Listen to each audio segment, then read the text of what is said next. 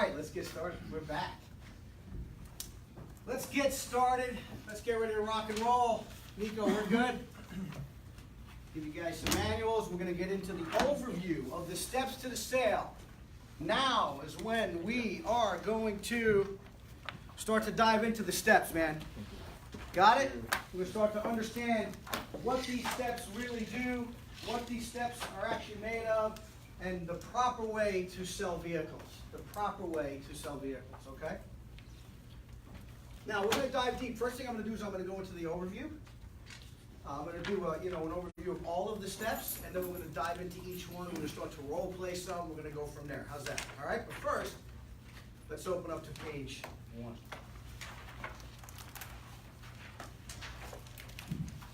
So, let's start with this. How was the first section of the class? What did you think, Matt? Amazing. All right, George. Awesome. Awesome. John. Motivation. Motivational. Terrence. Incredible. Awesome. Edwin. Excellent. Great. How about you, Fred? Life-changing. Life-changing. Nice. Lex? Fantastic. Good stuff. Evan, I'm going to get your name right before you lose class, I promise. Motivated. Motivating. Good stuff. Martin? I loved it. Good. Felipe? On the point. On the point. Kensky? Excellent. Good. Cheryl? Inspiring. Inspiring. And Juan? Very much needed. Very much needed. Very cool. Thank you. And it's a little different, right? Maybe not something you expect. Again, we're not going to be sitting in front of a computer watching videos, right? These guys know they've been through a couple of our classes. You know, we really kind of like to get into the teaching aspect of it so that we can be successful. And I say that because the most important thing is to learn. It truly is. It will change your life. I promise you. First of all, I won't ask how many because I don't want to ask that question, but you know, if you think about how many of you in this room read and study on a daily basis, there was a study that shows that the average American, when they get out of formal school, formal education, they read on average 1 book a year. That's crazy. If you really think about it, it's scary. The average American reads 1 book a year. Now, that doesn't even have to be anything that's related to their profession. I mean, that could be a novel or something or whatever. Just think about you guys and how many books you read in the last year. Some of you may have read none. I don't know. But I can tell you that when I decided to start reading on a daily basis and start learning on a daily basis, to focus on sales, to focus on techniques on sales, how to close deals, how to overcome objections, what the proper steps are, it changes everything. And if you commit to 15 minutes in the morning, 15 minutes at night, or 30 minutes a day, it will, just think about it. If the average American reads 1 book a year, can you imagine if you read 1 book a year on sales, 1 book a month on sales, how much more advanced you'd be than the next guy standing next to you? Just imagine it. Can you imagine if you read 2 books a month? Holy cow, forget about it. You're making 6 figures a year because you just know. That's the key, is to learn, is to really start to take this and to commit to that. If you're like me, I listen to audiobooks every day. I have audible.com, I download it, I have a subscription to it, I get 1 free book a month, plus I buy books. Just on the way back from Sarasota today, twice, not once, I listened to Earl Nightingale's The Strangest Secret twice. It's a 31-minute, that's going to be part of your homework today, but it's a 31-minute audio that you can get on YouTube. I download it, I listen to it on my Bluetooth, right on the car, and it's a 31-minute, I listen to it twice, not once, twice, because it gets you into the right perspective. Thomas, what did I just ask you, right just before, what I asked you for? So listen to it twice? No. What did I ask you for? If you had something, what was it? You remember? The index card, right? Index card. The index card, yeah. Okay, and the reason is because in the book it talks about writing your goals on an index card and carrying it with you. And I have my goals on my cell phone, which is up there actually. But I don't have it on an index card, and I want to put that on my index card. Thank you. There you go. Got one. Now I'm going to write them clearly so I can look at them pretty much 4 or 5 times a day for what I want to achieve in the next 5 years. It's about learning. It's about listening. I promise you all right now, if you really want to get good in this business, in any sales, this stuff applies to any sales. It's not just the automotive industry. Sure, we're going to be relating it to the automotive industry, but we're going to show you how this applies to any business, no matter what it is, okay? I promise you, if you do page 1, go to page 1, this on a daily basis, it'll change your life in 1 year from now. Al, did you talk about how good it would be a year from now on September 19th? Today's September 19th? Yes. All right, so, hey Edwin, let me ask you a question. September 19, 2019, let's say you got the same problems, still got the same amount of money in the bank, maybe even got a little bit less money in the bank. You know, you're just cruising around life, and that's about it. Everything's still the same. How would you feel? Not satisfied. Not satisfied, right? But maybe it's September 19th in 2019, maybe you got 20 grand more in the bank. Maybe even bought a new home. Maybe you're driving a brand new car. You know, you're looking good, you're making 6 figures a year. Things are happening. How would that make you feel? Very happy. Pretty damn good, right? But guess what? September 19th, 2019 is going to be here. It's coming. It's up to us in this room to decide what we want to do and how we want to be on September 19th, 2019. See, our lives are just like a car, transmission. We're either in drive, moving forward, we're going. We're either in park, conforming to life, or we're in reverse, going backwards. And we have the choice to make the difference today, right now, in this room, the choice to make that decision to say, I am going to change, I am going to do this. It's up to you all. It's up to you all. We all have the choice, and I hope you make the right choice. Lex, can you read page 1 for me, please? If you are not willing to learn, no one can help you. If you are determined to learn, no one can stop you. Yeah, Zig Ziglar. If you are not willing to learn, no one can help you, period. But if you're willing to learn, no one can stop you. If you're determined to learn, nobody can stop you. Look, after you leave this class, you're going to have a list of motivational speakers. You're going to have a list of books that you can go read, the Brian Tracy's, the Al DeSoros, the Matt Wahnos, the Grant Cardones, that you can pick up and listen to on a consistent basis to better ourselves, okay? You're going to get access to our online university. Okay, we're going to talk about a lot of different things. The one thing that changed my life is I remember that I started to learn was I remember being in the car business and looking around. And like I said before, you have people making $40,000 a year, people making $400,000 a year. The people that were always struggling, for example, you know, the people that were struggling to sell 10 or 12 cars a month that weren't making no money. Back then, they used to have speakers come to all our sales meetings, and they would sell tickets to their seminars and their events. Brian Tracy, Tom Hopkins, Grant Cardone, all these great sales trainers would come into town and they'd put on a seminar. And they would come to our sales meetings and go to every car dealership.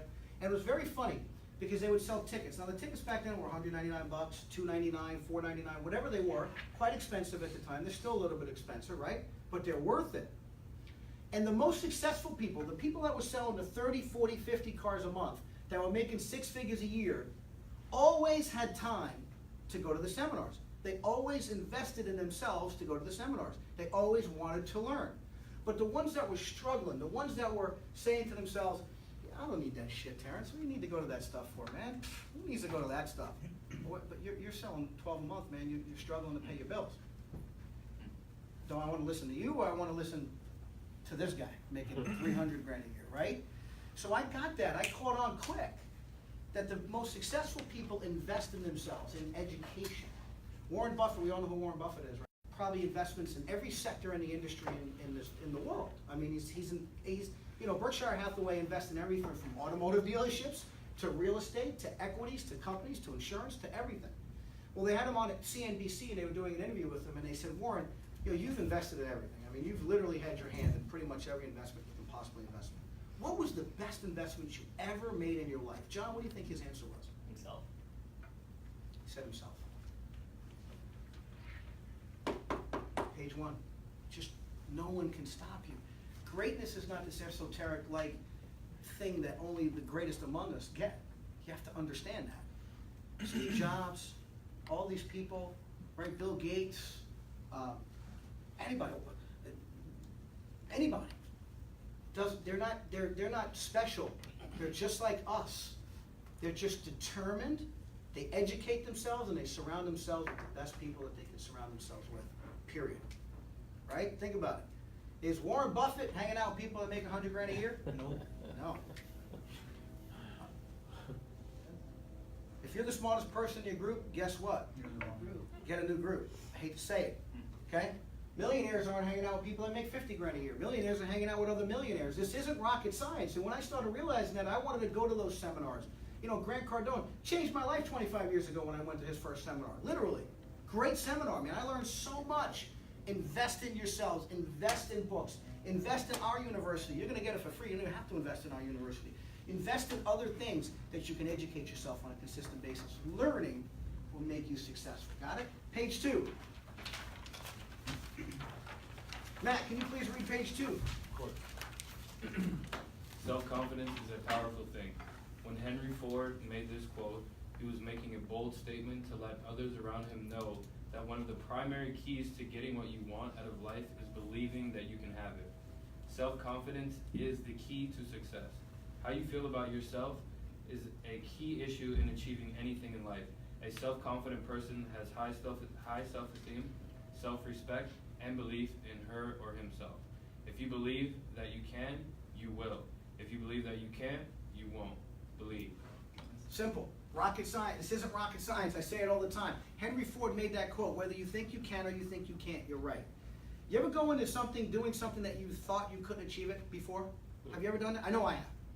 And guess what? It didn't work. But we all go into thinking something that when we can, that we can, that we can. On my desk, I have a little book, the little red engine that could, the engine that could, right? Remember the little book? It's this big? I think I can, I think I can, I think I can, I think I can.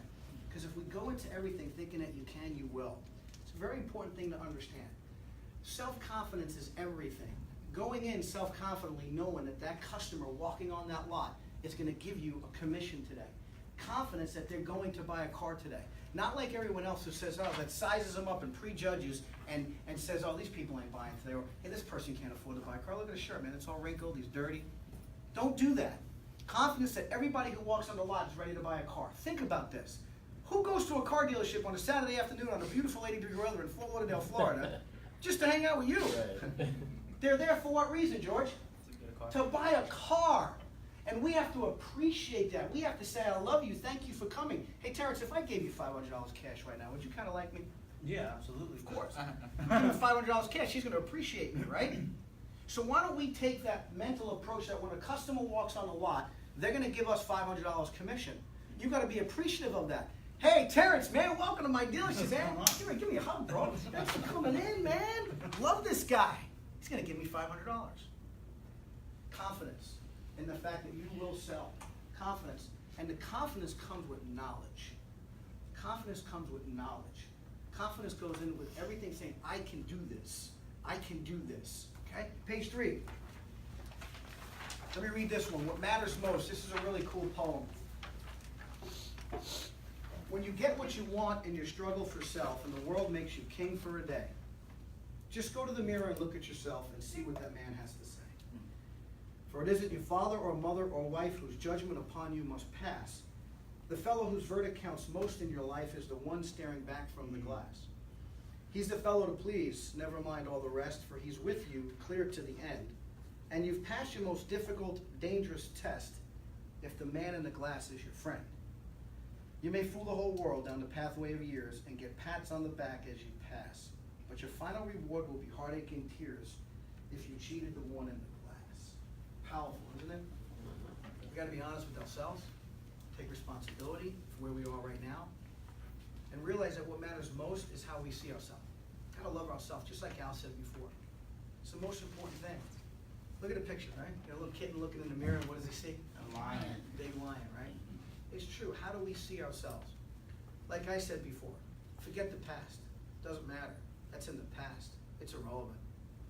Today is a new day, and you got to really think like that. You got to really feel that in your heart. We can do this. Today is a completely new day. Page 4. Overcoming fear. Who would like to read that? Any volunteers? George, please. Fear, false evidence appearing real.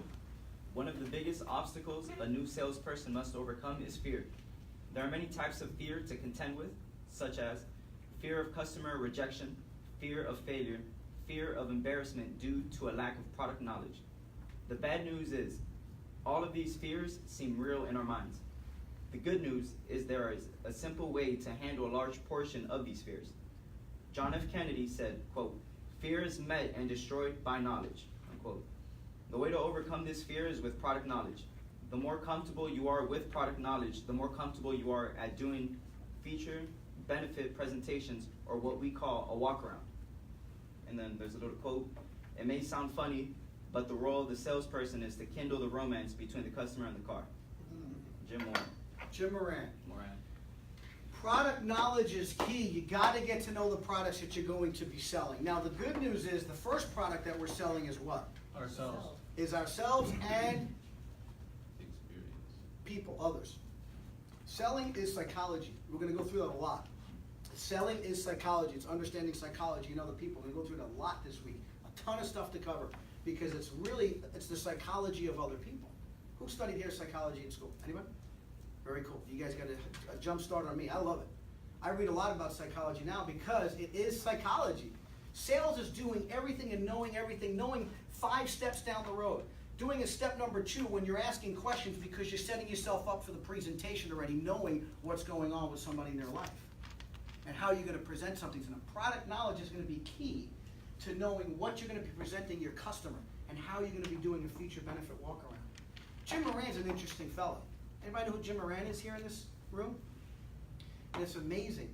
Jim Moran is an old dealer from Chicago. Well, Jim Moran was diagnosed with cancer, terminal cancer. So he said to his wife, "Hey man, let's just pack it up and we'll move to this little town back in the 50s, by the way, called Deerfield Beach, Florida. I mean, just live life until cancer catches up to me, right?" Well, anyway, he was a successful dealer. Jim Moran, the courtesy man, up in Chicago. I don't know how many dealerships he had, 1 or 2, maybe. I don't know, maybe he had a couple of dealerships or something. But he did pretty good, and he retired. Anyway, long story short is this. He beat cancer, okay? And then these Japanese guys came over. It's kind of fresh after World War II. It's not that long ago, 15 years after World War II, 20 years after World War II. These Japanese guys come over and say, "Hey, we got these cars. We don't know how to sell them, and we need to bring them over here to the United States. Can you help us sell these things? I mean, can you help us out a little bit?" Now, you've been to a lot of different other people, and some other known dealers, turned them down. Said, "No, we don't want these little Japanese cars." Remember, back then, we're talking about 8-cylinder muscle cars, man, 400 horsepower Chevy Camaros, you know what I'm saying? Now you got these little 4-banger Toyotas that it doesn't matter what you do, that you can't kill those things, you know what I mean? So, anyway, I gave it up on who it was, right? Yeah, I gave it up. But anyway, think about it. So now these guys come over here and say, "We need help to sell it." So he says, "Okay, I'll sell it." So he's the distributor for a little company called Toyota, Southeast Toyota, here in the Southeast United States. I mean, he owns the docks in Jacksonville. He gets paid on every vehicle that gets imported from Japan or sold here in the Southeast United States. He owns the finance companies. He owns everything. Why? Because he took a shot. He knew product. He knew how to sell cars. He knew people. We can all achieve greatness in this business. It's absolutely unbelievable what we can achieve. You never know. It's the decisions that we make in life, isn't it? How we do things. Does anybody know who Ronald Wayne is? Ronald Wayne. Okay, so let me start this way. Does anybody know who Steve Jobs is? Yeah. Of course. Anybody know who Steve Wozniak is? Of course. Yeah. Steve Wozniak and Steve Jobs started a company called Apple Computers, right? Okay, let me go back. Does anybody know who Ronald Wayne is? Ronald Wayne was one of the 3 original co-founders of Apple Computers. Nobody knows Ronald Wayne because Ronald Wayne sold his shares in Apple Computers for a total of $1,500. That would have been worth over $30 billion today. Now, that doesn't mean he's a very successful man in his right. So he was very successful in life, Ronald Wayne. But he made that decision back then to say, "It isn't going to work. Let me get $1,500 and pull out of this deal." Can you imagine? Think about, man, it was right there on my tip of my tongue. I almost had it. Here's the deal. You're getting into a business right now. You're making that decision to get into this business. You got to commit to it. Just like Steve Wozniak and Steve Jobs, they committed to Apple Computers. And Bill Gates, they committed. We want to commit to this. This business will change your life if you allow it. The stuff you're going to learn right now, if you allow it. So are we all committed? We're all committed? Okay, go to the next page. Page 5. Now, I'm not going to ask you to answer this one right now. However, I'm going to ask you to do this for homework. So we'll come back to that a little bit later, okay? Really what it is think about 5 things, just like Earl Nightingale's A Stranger's Secret, writing down the goals. Think about 5 things you've been thinking about changing over and over, but you haven't done it yet. So you should really think about that. Maybe you want to buy a home, you start a new job. Hey, you're here, right? Start a new career. This isn't a job, it's a career. And you did it, so you want to write these down, but we'll go over this later. Go to page 6 as we get into the steps. Let's get some facts. The facts about the customer today that's purchasing a vehicle. Facts about the customers today that are purchasing a vehicle. Edwin, can you read the first three, please? Yes, they are internet savvy, they do their homework, and they are more demanding. Yeah, they're internet savvy, aren't they? Come on, let's face it. Customers know what they want before they walk on the lot. Just read an article that 89.9 or 89.7, whatever it was, 90% of the people that before they come to the lot have done research on the vehicle that they're coming to look at or the vehicles they're coming to look at before they come to the lot. Do we all agree with that number? Yeah. Not from me, this came from Auto Trader and Cars.com. 90% of them. So they're internet savvy. They know what they want. Hey, give people what they want. This isn't rocket science. Now, even though they know exactly what they want, down to the tire size and the color and everything else, they're still going to say, I'm just looking, friend, I'm not buying. Okay, right, Lex? Yeah. Come on. We know. That's okay. That's okay, because that's what they read in the book, How to Beat the Car Salesman.com. Don't tell them you're buying today, okay? We're going to understand that. Again, you got to build trust and rapport with customers. Once you build your trust and your rapport, and they like you, they're going to buy from you, even though they said that. It's all about building trust and rapport and doing the right thing by the customer. We're going to get into that in step 2. Doing the right thing, not upselling. We don't want to upsell people. We want to show them how to save money. Right? People typically think they're going to come in and are afraid of the car salesman because they're coming in for that $23,000 car, and that car salesman's going to come in and try to sell them that $28,000 car, right? It's typical. No, we don't. We want to show them how we can sell them an $18,000 car, save them money. And we'll get into that in a little bit. They're internet savvy. They do their homework before they come in. In fact, they do so much homework. They definitely go to the website, howtobeatthecarsalesman.com, or whatever the website is, the exact website. It's all out there. Hey, you can go to YouTube right now and go type in How to Beat the Car Salesman. There's 1,000 videos. Okay? So they do their homework, and they're more demanding. And they should do their homework, quite frankly. Okay? And they're more demanding. They expect more these days. Okay? Number 4, 5, and 6. Cheryl, can you please read that? They are more educated. They are less tolerant of mistakes. They have a higher level of expectation. Yes, they're more educated because we can do so much stuff on the phone today, right? And on the internet, that they're more educated about their finances, about their vehicles. Treat them like they are. Don't treat them like they're dumb. Okay, customers are more educated, and we should be as well. We want to educate ourselves on our product. So treat them like they deserve to be treated. Also, they're less tolerant of mistakes. Hey, if you don't know the answer, don't make it up. Just simply say, hey, I'm new here, so if you don't mind, if I don't know the answer to your questions, I'll be more than happy to get them for you. Is that okay? Is that okay, Martin? Yes, sir. Nice, right? Very simple, very easy, very pleasurable, very professional. Don't lie. Always say, hey, I'm new here. If you're like Al, you'd be saying that for 5 years. Until he got caught one day when somebody walked in and says, Al, you said the same thing to me 4 years ago, okay? Hey, I'm new here. If I don't know the answer to your question, I promise I'll find out for you, but I don't want to give you any wrong information. Is that fair enough with you, Lex? Absolutely. Okay? And you're asking for permission, right? And they're less tolerant of mistakes, and they have higher level of expectation. They expect us to be more professional today. They expect us to look the part, feel the part, and treat them right. Okay? Number 7, 8, and 9. Kensky, can you please read those? Sure.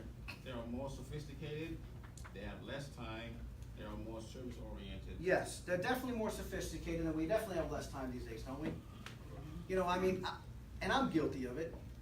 You know, I come home, just today I rushed home from Sarasota from seeing my so I can get here at 1 o'clock. I wanted to rush home, and I left, and I got home, and I was starving, right? I haven't eaten since I left the Hampton Inn over there, wherever I was. So what do you think I did? Threw a piece of chicken in the microwave, put it on for 2 minutes, and I'm like, man, I gotta go, man. Let's go. This is taking way too long, right? And we're 2 minutes for a piece of chicken. I mean, back in the day, we didn't even have microwaves, okay? I mean, back in the day, let me see. You know what a cassette is? Yeah. You know what an 8-track is? I've heard of them, Okay? You know, right, Cheryl? You know what an 8-track, you don't know what an 8-track is. How about you, Felipe? You know what an 8-track is? Yeah, all right. You ever seen one? Yes. All right, okay. So we have less time these days. We got to move, okay? Everything. So people don't want to spend 8 hours on a Saturday with you. That's why they do the 5.5 hours of research that they do prior to coming to see you. Makes sense, doesn't it? And they're more service oriented. They want that personal touch one. They want you to know your product. They want you to be service-oriented. Here's a good example. When you go to Chick-fil-A, what happens? First of all, they welcome you, don't they? Welcome to Chick-fil-A. yeah. And if you say, thank you, what's their response? My pleasure. They're trained to do it, right? Now, I'm not saying, I'm not gonna point out other fast food joints, but they don't do that, do they? And a lot of them be like, what's going on here, man, right? They're service-oriented. Walmart, if I go to Walmart, or if I go to Home Depot, right, just like I've been going to Home Depot a lot lately, especially with this new house, going to Home Depot a lot, if I need to find something, what do the people at Walmart do for me? They go like this. If I say, hey, I need a part for a window, whatever, it doesn't matter, right? This is what they do. Follow me. No, they say, follow me, and they take me out to that part. They bring me right to where it is. They're service-oriented. That's what we want to do. You see, if I go to their competition, that's what they say. Aisle 17. Kmart used to do the same thing. We all remember Kmart? Yep. Hey, where's the children's clothing? Oh, it's in the back corner over there. I think it's like aisle 25, 27, somewhere in there. Go to Walmart, follow me. They're service-oriented. That's what people want. They want service. Give it to them, okay? They're our customers. Remember, appreciate them. Give them a hug. Don't physically give them a hug when they walk in, okay? But give them a hug in your mind and say, I got to take care of this person. Okay, number 10, 11, and 12. Matt, please. They are price sensitive, they have different buying patterns, and they are not as loyal to specific models as they used to. Yeah, they're very price sensitive. We do all of our, I mean, a lot of people do their price, come on, we gotta be frank with each other, right? Oh, they do their pricing before they walk in the lot. They know exactly where they wanna be, right? We have to understand and appreciate that. We're gonna show you how we can, overcome a lot of that in the steps to sale when we dive into it. They have different buying patterns. A lot of people have different buying patterns today. It's not the same buying patterns, right? We do a lot more leasing today. Some people don't do leasing. It just depends on their buying habits as well. And they're not as loyal to specific models. Okay, for example, when the new Honda Accord came out, a lot of people are pretty loyal to Honda Accords, right? Well, when the new Honda, brand new, all new Honda Accord came out, right? The lease was almost like $400 a month, okay? And people who were leasing Hondas 3 years ago were using $280 a month, no money down. Now they're $390 a month, no money down. So what do? Switch to Civic. They switched to Civic, or maybe they even went to a Camry, right? Yeah. They went to Toyota because that lease was, so they were more loyal to what? Money. Their pocket, all right? Now, I'm pretty loyal to GMC trucks. I've had one for the last 25 years. I'll probably always have one. But a lot of people today is more loyal to their budget rather than to the product. A lot. It's not like back when I was selling cars. When I was selling cars, it was 26 years ago. You have to understand, right? There was a big difference between product. I was selling Mitsubishis. We didn't have this internet thing, okay? We didn't. There was no Auto Trader, Cars.com, none of this stuff. So when they planned their whole weekend to go shopping for cars. Hey, honey, we're gonna go shopping for cars on this weekend. We're gonna go look at Mitsubishi, Honda, Toyota, Nissan, right? If I didn't close them on the spot, and they said, I'm gonna go look at Toyota, Honda, you think those people ever came back? No. They never came back. Okay, so I had to build trust, I had to build rapport, okay? You have to learn how to do that with your customers. And they're not as loyal to specific models. People used to be pretty loyal, much more loyal, I think, than they are today. Now, 13 and 14, Martin. They prepare for the game. They despise non-professionals. Yeah, they definitely prepare for the game. There's no question that they're preparing for the game. They are preparing for it. So don't you think we should be prepared for it? Think about it. Think about this. We're in sales, aren't we?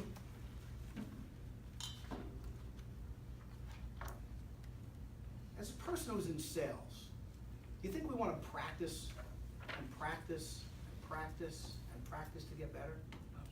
Think about it. Think about a football player. Is there a difference between football players and professional salespeople? Maybe in their physical stature or whatever, or sometimes maybe in their paycheck, just depends on who you are, right? But hey, a base football player, I don't know what they make, I don't know what the base is, but I'm gonna guess it's probably $700 grand a year as a base football, maybe, I don't know. I could be way off, okay? But 300 grand a year? Yeah. Okay. Well, guess what? A lot of people in the car business are making 300 grand a year. Here's the difference. A professional football player, what do they do? Usually have Monday off. What do they do Tuesday through Saturday? Train. They practice, they train. 12 hours a day, if not more, whether it's physical training or mental training, watching that game tape. So Tuesday through Saturday, they're training, they're practicing, they're blocking, they're kicking, they're doing all the basic stuff. 60 hours a week, if not more, practice to play 3 hours and 3.5 hours on a Sunday. So they're practicing 20 times as much as they're playing, aren't they? Every professional athlete does it, don't they? The key here is that we have to practice just as much. We practice by learning, by role-playing, by doing things. Rather than having downtime, we continually practice by learning tie-downs, closing techniques, things like that. We need to continually do that. When we become professional, that's what we're going to be here. See, we're all getting it right now. You guys are all getting this, aren't you? Yes. You guys are all starting to get this. This isn't rocket science. We just got to get going with it. We got to learn, right? So let's get into the overview of the steps. Any questions so far? Any questions on anything so far? Nothing? Pretty clear, right? You can write on this workbook, right? This is your workbook. Write on it, keep it, beat it, but just don't throw it out. If you don't bring it back tomorrow, that guy right there, I'm telling you. In fact, if you don't bring it back tomorrow, just come see me before you see Al. No, I'm only kidding. No, I'm not, because he'll do that to me. Okay? All right, let's go to the steps to the sale. Now, I want you to understand the steps to the sale. We're going to do an overview now, and then we're going to dive into the steps deep. Okay, we're going to start to really dive in deep, but I want to go through an overview right now. These steps are everything in life. It's not just sale. It's not just automotive sale. First of all, it's any kind of a sale, and it's life itself. All right? It really is. It's life itself. And I'll explain that to me, and I'll explain that to you in an illustration that I do here in just a little bit. First of all, what's the first step to a sale? Wahnon. Meet and greet. Yeah, meet and greet. Hey, we think that's easy, don't we? Just got to go out there and meet and greet the customer, right? Let me tell you something. This is not that easy. In fact, I wish I had a video camera on every one of you the first time you go out there and greet your first customer. Because I don't know about you guys who've been in the... I was nervous when I first greeted my first customer, right? I was scared. I mean, I really was. I remember Art yelled out to me. He says, "Hey, Matt, go out there and get that customer." And I'm sitting at the desk, and I'm like... He's like, "Yeah, man, go get that customer." I'm like... I didn't even know what to say or what to do. Right? You know, now it's natural. Hey, welcome to King Mitsubishi. My name's Matt. Yours? George. George. Fernandez. Fernandez, nice to meet you, Mr. Fernandez. Thank you. So tell me, what information can I get for you today? I'm just looking for it. Flows off my tongue, right? Meet and greet. It's simple now, but it's usually not that simple. Al's going to go through that with you today. What did I do, by the way, when I greeted him? Eye contact? Watch this. Stand up, Terrence. And shake hands. How you doing, sir? I'm doing fantastic. How are Welcome you? to King Mitsubishi. My name's Matt. Yours? Terrence. Terrence Wahnon. Nice to meet you, Mr. Wahnon. What brings you in today? I'm looking for a new vehicle for my sister. Oh, great. Awesome. Well, awesome. What is she looking for? She's looking for something sporty, not something brand new, low miles, maybe under $350 payment monthly. Okay, so you got some information. She said you want to do the dirty work, right? Yeah, pretty I much. see that. Tell me, what's her name? Her name is Alana. Alana. Okay, great. Do you have any specifics that Alana's looking for? She wants dark interior. She wants chrome rims. She wants something that's more along a fuel economy. Okay, well, you come to the right place. We got a great selection of pre-owned cars, probably one of the best selection of pre-owned cars in all of South Florida, okay? I can definitely find out what Alana's looking for, and then we can go from there. Is that fair? Oh, perfect. Follow me. Now, a couple of things that I did there. With step number one, the meet and greet. You want to be professional, right? You want to be confident, right? What was the first thing I did when I greeted him? That's what I This, by the way, everything we teach, you got to make your own personality. Right? My personality is going to be different than yours, right, Nancy? For sure. My personality is going to be different than yours, right? Make it your own. When we go through all the word tracks that we have in this manual, in the book, all this stuff that we go through, make it your own. But I greeted him. I was professional. I looked the part, right? And I asked him his first name. Then what did I do? That's your I didn't even ask for his last name. All I did was do what? Pause. I repeated the first name back, and I nudged him slightly. It's a typical thing, psychology. It's very simple. Hey, what's your name?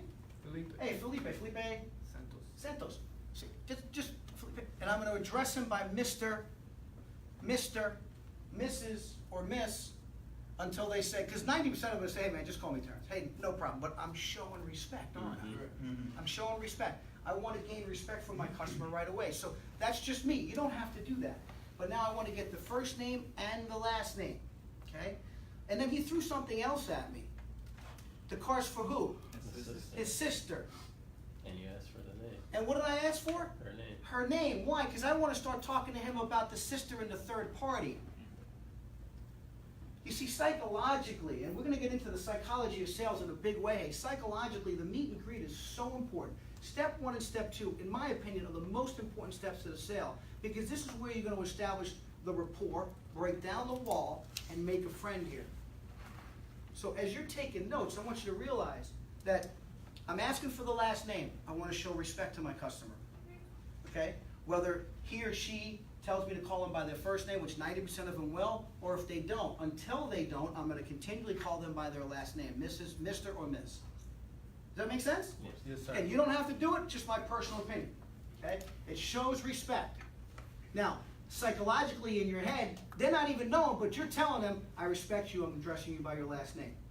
Now, if you're a person who forgets names, what should you do? Write it down. Write it down, man. You don't ever want to be 5 minutes later and say, by the way, what was your name again? You don't want that. If the car's for the wife, because you're going to get that all the time, right, Lex? Oh, yeah. Hey, I'm not buying today, Evan. I just want you to know my wife sent me in to come look at the Sonata, and I'm not going to be buying today. Hey, no problem. Happy wife, happy life. I get it. Married 27 years. Communication is everything in a relationship, isn't it? By the way, what's your wife's name? Vanessa. Vanessa. Awesome. What's Vanessa looking for today? Now I'm addressing it in that third party, right? What's Vanessa looking for today? Now all of a sudden the wall's down because he's already thinking, hey, this car for Vanessa, I'm off the hook. I'm good. Now let me ask you a question. John, how many times does somebody come in and say, I'm not buying today because my wife's not with me, or I'm not buying today because my husband's not with me, and of course we said, hey, no problem. And 4 hours later they're, Driving. bye, see you later. Have a good- Enjoy that car, come back to see me. Okay? A lot, right? A lot. Or they say, hey, you know, I'm just shopping today. I'm not buying today, John, just so you know. Okay? I'm not buying for 3 months. No problem. Listen, I'm glad you're doing your research now. Makes a lot of sense to do it now, get all the information. Then whenever you're ready to make a decision, you can do it then, right? Great, well, you come to the right place. 4 hours later, you're driving off the lot with that car, right? Because again, people buy from people they like and trust. If you can build that rapport and get people to like you and trust you, they're going to buy from you. Make sense, George? Yes, sir. Okay, so step 1, it's not as easy as we think, that meet and greet, because you have to be professional, okay? I'll tell you a funny story. True story. Everything we tell is true. So I got to give you the scenario. I think I might have told you guys this, right? I'm a sales manager at a Pontiac dealership over here in Lighthouse Point. And we have a salesperson named Steve. Steve's at the front desk. Oh, yeah. Steve Bash. He's at the front desk, right? He's at the up desk. Ups are customers. Okay, so we refer them to as ups because we say, hey, who's up next? Right. Go get the customer. So when we say the up desk, that means it's a customer desk. So he's up next. So he's sitting there at the front desk, and this is kind of his look. He's waiting for the customer to come, right? And I'm the sales manager, so I'm sitting at the sales manager desk, and the front is all glass. Okay, the whole thing's a big plate of glass, and the front patio is a brand new Pontiac Bonneville. So you got it? Brand new Pontiac Bonneville, big glass, up desk right here, sales manager desk right here. I'm on the sales manager desk, and a customer pulls in, gets out of the car, walks up to the Pontiac Bonneville. I'm watching this whole thing, right? Steve's sitting there like this. Customer's walking around the Bonneville. Steve's sitting there a lot watching him. I'm over there watching Steve.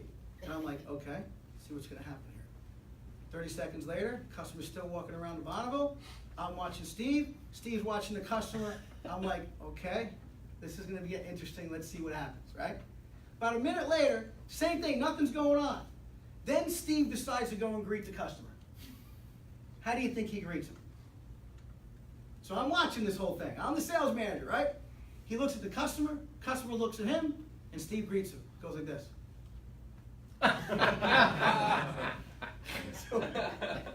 So what do you think the customer does? Same thing. He does this. So what's next? What does Steve do next? Do it again. He goes like this. What does the customer do? Left. And you gotta understand, I'm the sales manager watching this. I'm like, I can't believe this is happening right in front of me, bro. What am I gonna do other than let this play out, right? Why do you let this play out? So Steve does the best greeting ever. What do you think the customer did? Follows. Came right in. And guess what? Long story short, Steve did sell him the car, okay? I'll never forget that. You never know what, now I don't recommend you do that. In fact, don't ever do that. Don't ever do that. But you never know what works. You gotta fit the same personality as your customer, right? Like, for example, if an older couple comes in to buy a vehicle maybe, I'm not gonna be this hyper like I typically am. I might calm down a little bit. I'm gonna try to mirror my customer, right? So you never know what works. So be with your customer, be on the same page with your customer, especially in the meet and greet. Thomas talks a lot about building rapport, and rapport is key. Rapport is key to being successful in this car business.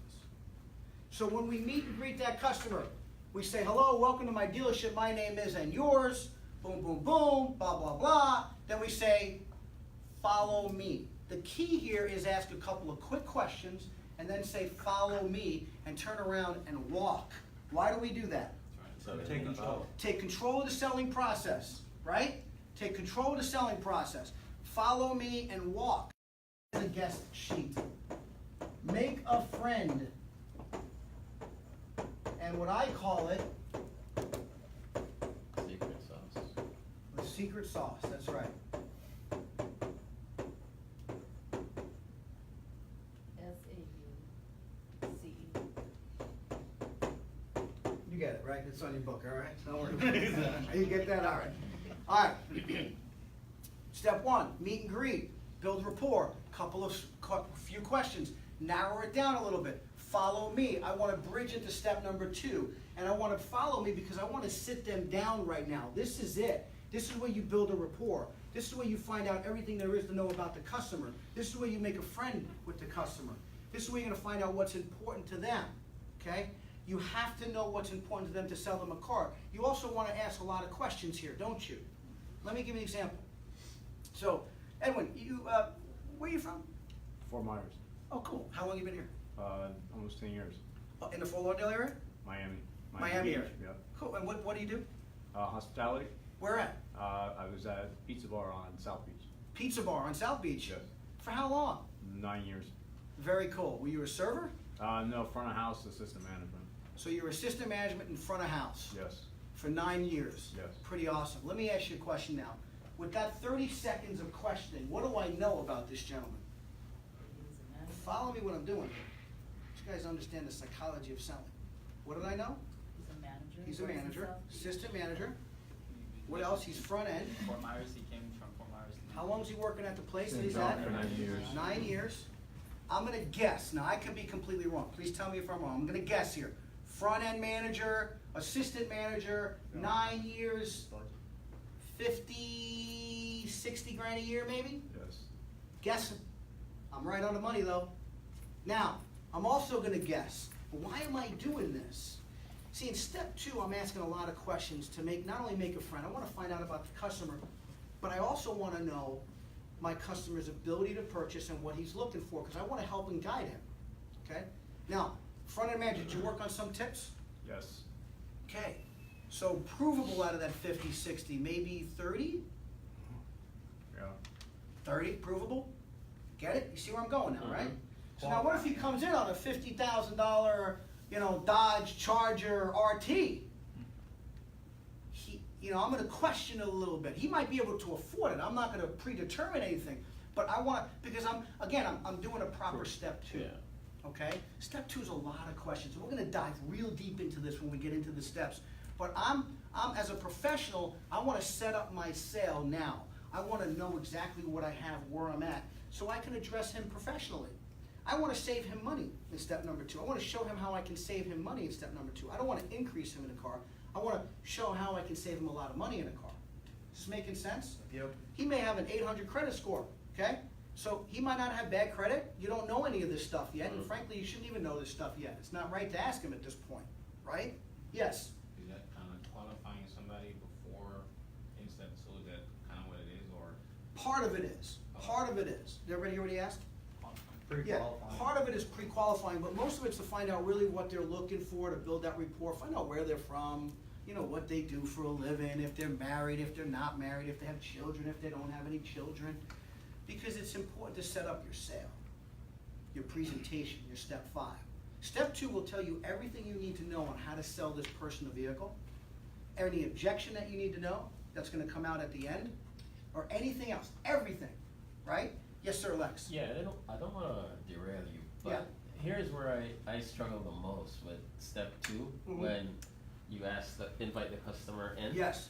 Because I think a lot of customers have learned, you know, like you say, they're a little bit more educated now. Yep. That when we bring them inside, that's because we're trying to, you know, get into our sales. Well, we so are, they aren't have we? they have the fear of coming inside. They want to do They things do. outside. Good point. They have a fear of coming inside, don't they? Yeah. So you want to lead them to come inside, because the right way to find out what they're looking for, the only way. Now let me ask you this, and this is important. So let's say right now it's September, right? It's pretty hot out there, isn't it? Yeah, that's what I was gonna say. Right? Now, can you really find out what's important to your customer if you're on the lot showing them vehicles? No, can you?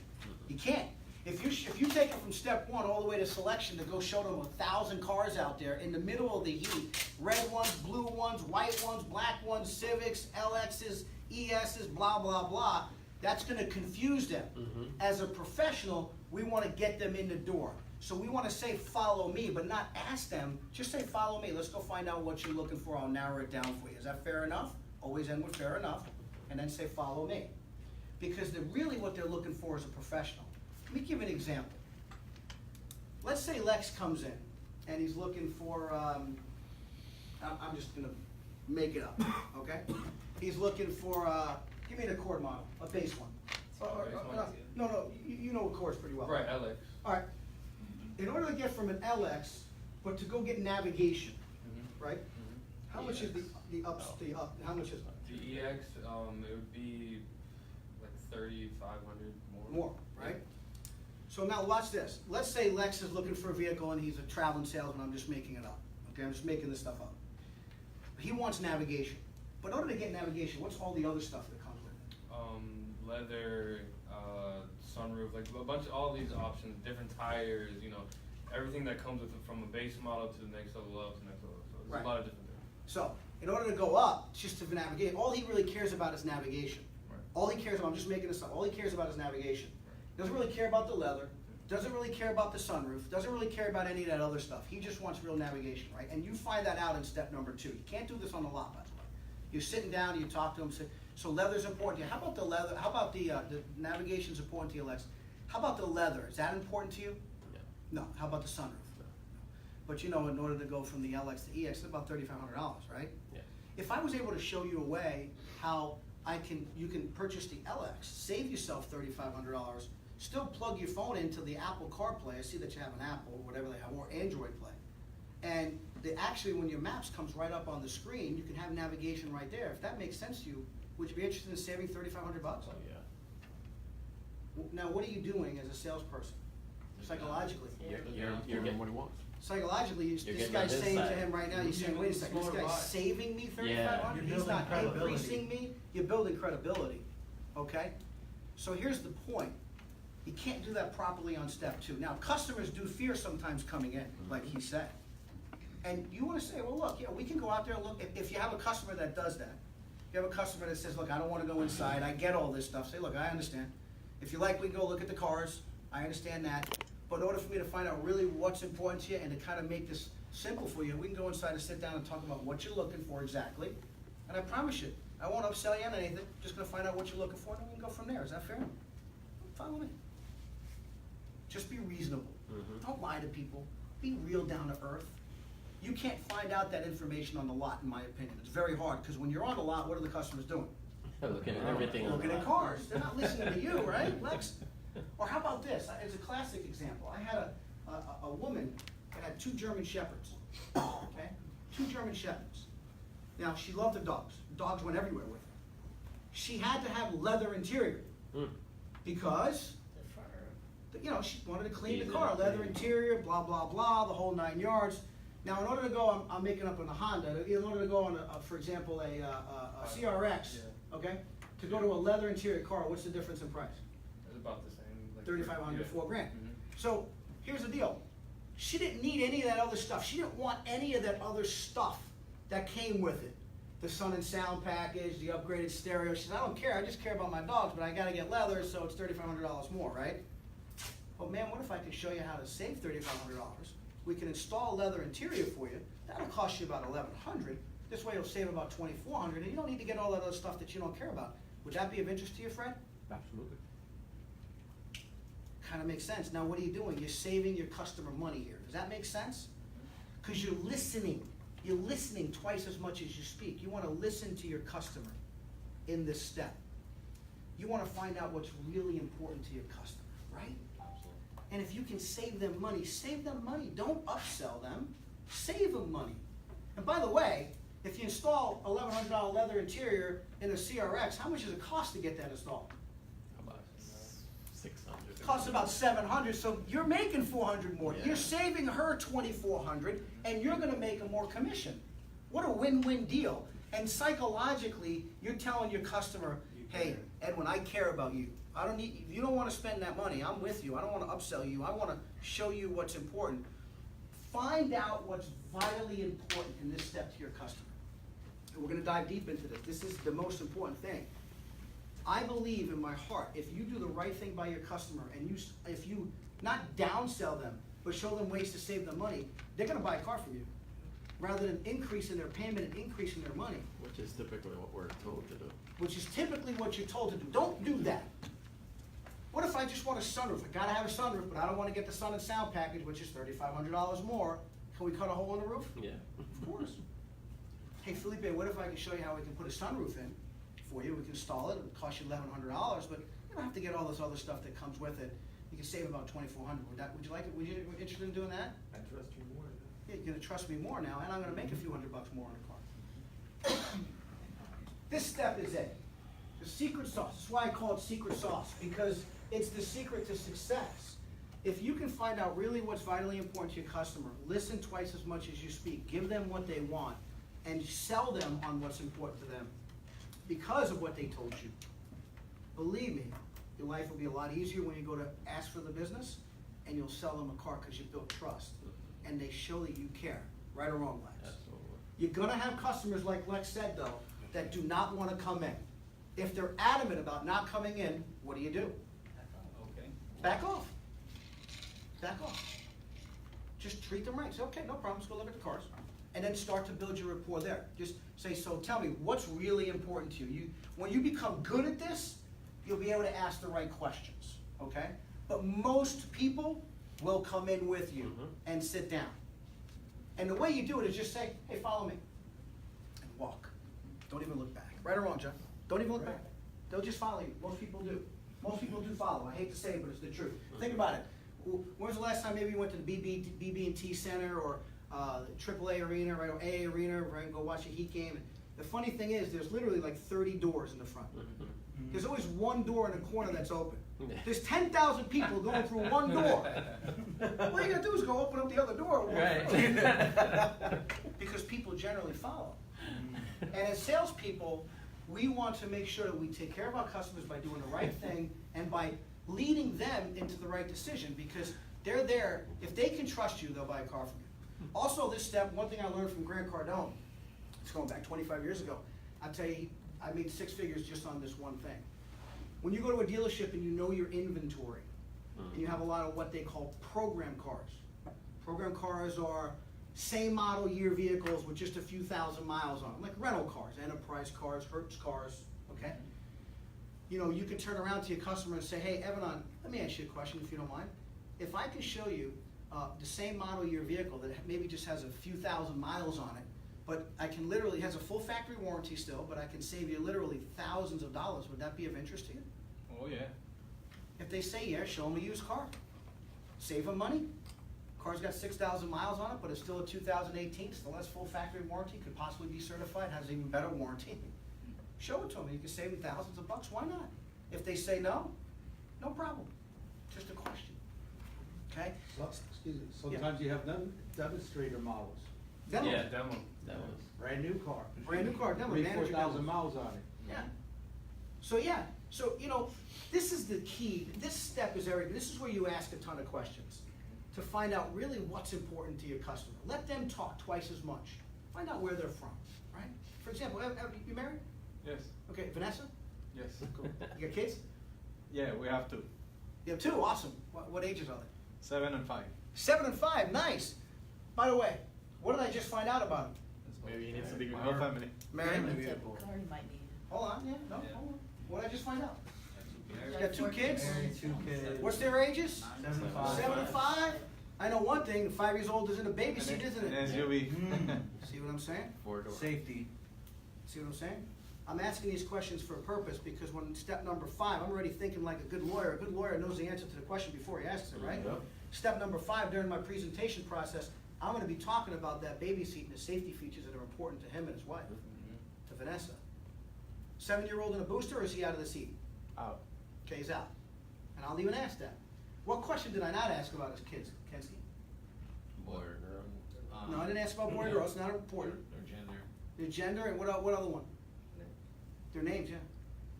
Why didn't I ask the gender of the names? Cause he's going to tell you. No, he's not gonna tell me necessarily, but it's, number 1, it's creepy, okay? Yeah. And number 2, it's not relevant at this point. If they want to say, yeah, Bob and Jill, great. And is Bob and Jill in soccer, I'll build rapport that way. But what's important is that you're getting the important things that's gonna be important to him. You know, I was teaching over in Los Angeles, just a couple weeks ago, and there was a girl in the class, and she was really, you could tell she was a good mom, she cared about her child. She was a single mom. Her child was everything to her.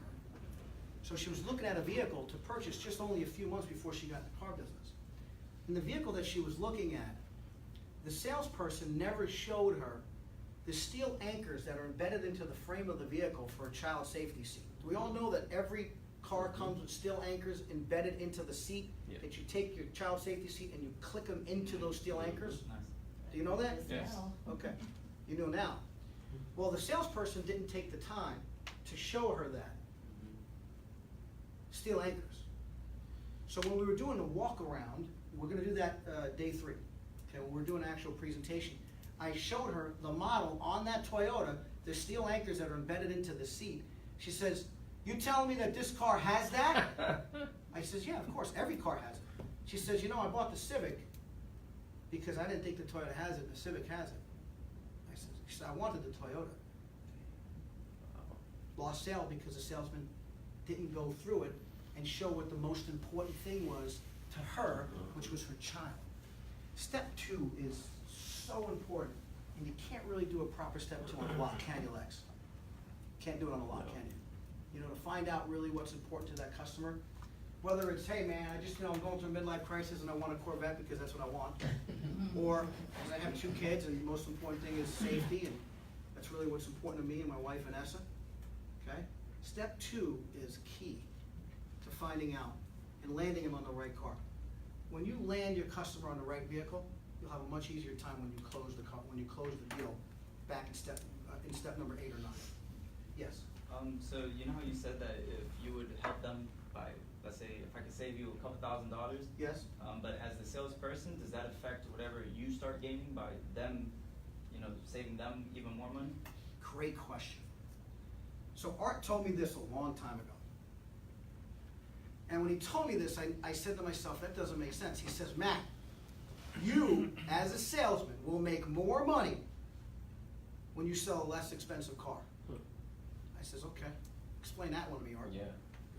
He says, well, most people generally think that if you bump a customer, for example, from a $45,000 car to a $50,000 car, that you're gonna make a higher commission, right? Well, it's not true, because if they really want that $45,000 car and you bump it to a $50,000 car, you're gonna have to fight them to close the deal. You have to start negotiating like hard, right? And where's that money gonna come from? Your pocket. Your pocket. It's coming off the price. But if you got a customer that's on a $20,000 car, they've already budgeted themselves for X amount of dollars, and you show them a car that's $17,000, you're gonna make a full MSRP deal. You're gonna make a full commission. You'll Right. make more money. See what I'm saying? You Yeah. gotta get that. And I didn't understand that in the beginning when Art told me. But I said, man, that starts to make sense because the customer likes you more, they trust you, you're giving them exactly what they want, you're not upselling them, they're gonna pay you what they expect to pay. And that in turn makes you more money because you don't have to fight with the customer, right, Matt? 100%. 100%. You don't have to fight with the customer to get them into the payment that they already want to be. So, great question. I'm glad you brought that up because as we get into step number 2, as we dive deep into it, we're going to go through that. So write this down. You land the customer on the least expensive vehicle that they will own, and you will make more money. Land the customer on the least expensive vehicle they will own, and you will make more money. If you show a customer that is really what's important to them is just leather interior, for example, and you show them how they don't have to spend $3,500, they can spend only $900 to get the leather, they're gonna trust you more, and people will pay you more of a profit if they like you and trust you. Do you believe that? 100%. I recently bought a new bedroom set. Now I went to 2 places. It was just Sunday, wanted to go, let's go look at bedroom sets, okay. Went to Rooms to Go, first place, walk into Rooms to Go, and the salesperson, she greeted us, and we told her what we're looking for, bedroom set. Salesperson says, okay, follow me, let me show you where the beds are. Okay, so we're going out there, and she says, this is where all the bedrooms are, and you know, we have this type of bedroom set and this type of bedroom set. She took me from step 1 all the way to selection without sitting me down and skipping step 2. She took me to selection and presenting the product already, okay? She didn't really care about what was important to my wife and I. She didn't really ask us any questions. And then she said, oh, can you excuse me for a little bit? I'll be right back. We said, okay. Well, she disappeared. She didn't come right back. She kind of disappeared, right? Now, you think I'm going to Rooms to Go on a Sunday just to hang out? To go sit on a new couch? No, I got money in my pocket, man. I want to buy something. So we kind of got fed up. We said, okay, let's leave. She went from step 1 all the way to selection, skipping. She went from step 1 to step 4, skipping step 2 and step 3. So I said, okay, well, let's leave. So we left, and we literally just got on Commercial Boulevard and drove straight down to where? City Furniture, which is on Commercial Boulevard, just on the other side of town, right on the Sawgrass. We got out, we walked into City Furniture, very professional. There was a man and a woman sitting there at the up desk, okay? He was in a shirt and tie. She was professionally dressed. Hey, welcome to City Furniture. My name's Matt, what's yours? George. George, pleasure to meet you. What brings you to City Furniture today? I'm looking for some bedroom sets. Awesome, well, we got a great selection of bedrooms. This is exactly what happened. We got a great selection of bedroom sets. Do you have anything particular in mind, contemporary, distinguished, anything that you're looking for specifically? Distinguished. Okay, great, well, follow me. He did the follow me, right? So what do you think we did? We followed him. Before we got to the section where we explained where he wants with the bed, what did he do? Ask questions. He sat us down on a couch, started asking us questions. What bedroom set do you have now? What don't you like about the bedroom set that you have now? What are you looking for in your new bedroom set? Okay, we had a big, very, you know, king-like type of with the big pillars and the thing going on top, and it was huge. It was like big furniture. We wanted to get away from the big furniture and kind of get down to the more contemporary, modern furniture. Simple. He says, well, I got just what you're looking for. Come on. Now he did the perfect step 2. Sat me down, talked about our wants, talked about our needs, talked about what we're looking for. Then he went right to the selection process. Let me show you right here. Boom, landed us on the first bed we looked at, the first bedroom set that we looked at. And what do you think we did? Bought it. That was it. What do you think we did the next week? Went back and bought some more stuff. Because we needed it. Now, you know, he dropped that in there. You know, we bought the bedroom set with the 2 nightstands and the lamps and blah, blah, blah. But before we leave, when he's saying, by the way, you know, you're probably gonna need a media chest, you know, for this bedroom. No, we don't want the media chest right now. Okay, well, just think about the media chest because you want to put something on your TV, don't you? So what do you think my mind starts doing as I leave? I should have bought that freaking media chest. Yeah. Right? And what do you think we did? Went back, bought the media chest and a couple of other things, right? Because he worked those steps, and that's what's really important. He's a professional guy, and I will always go back to him to buy furniture from him, and he's been there for a long time because he took his time to sit us down, to listen to what we wanted. And you know the funny part about it is, everyone know what a dream board is? Dream boards are like a board that you have. My wife has a dream board, and you put pictures of things that you want on it. Bedroom sets, refrigerators, houses, cars, money, whatever. My wife had a picture of a bedroom set that she wanted.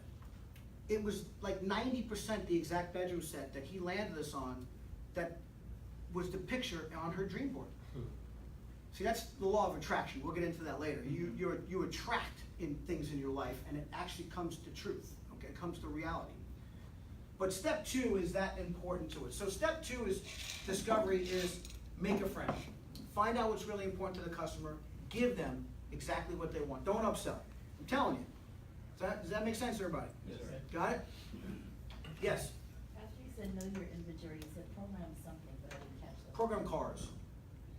Program cars are, again, 1-year-old or same model year used vehicles with a few thousand miles on them. Okay, maybe they're enterprise cars that we buy off lease, or Hertz cars, or certified pre-owned, right? Certified pre-owned, like Honda's certified pre-owned. What's their warranty? It's 10 years, 100,000. Yeah, 10, 100. So just think about this. You buy a brand new 2018 Honda Accord, you get a 3-year, 36,000 mile warranty, brand new. You buy a 2017 with 12,000 miles, you get a 10-year, 100,000 mile warranty.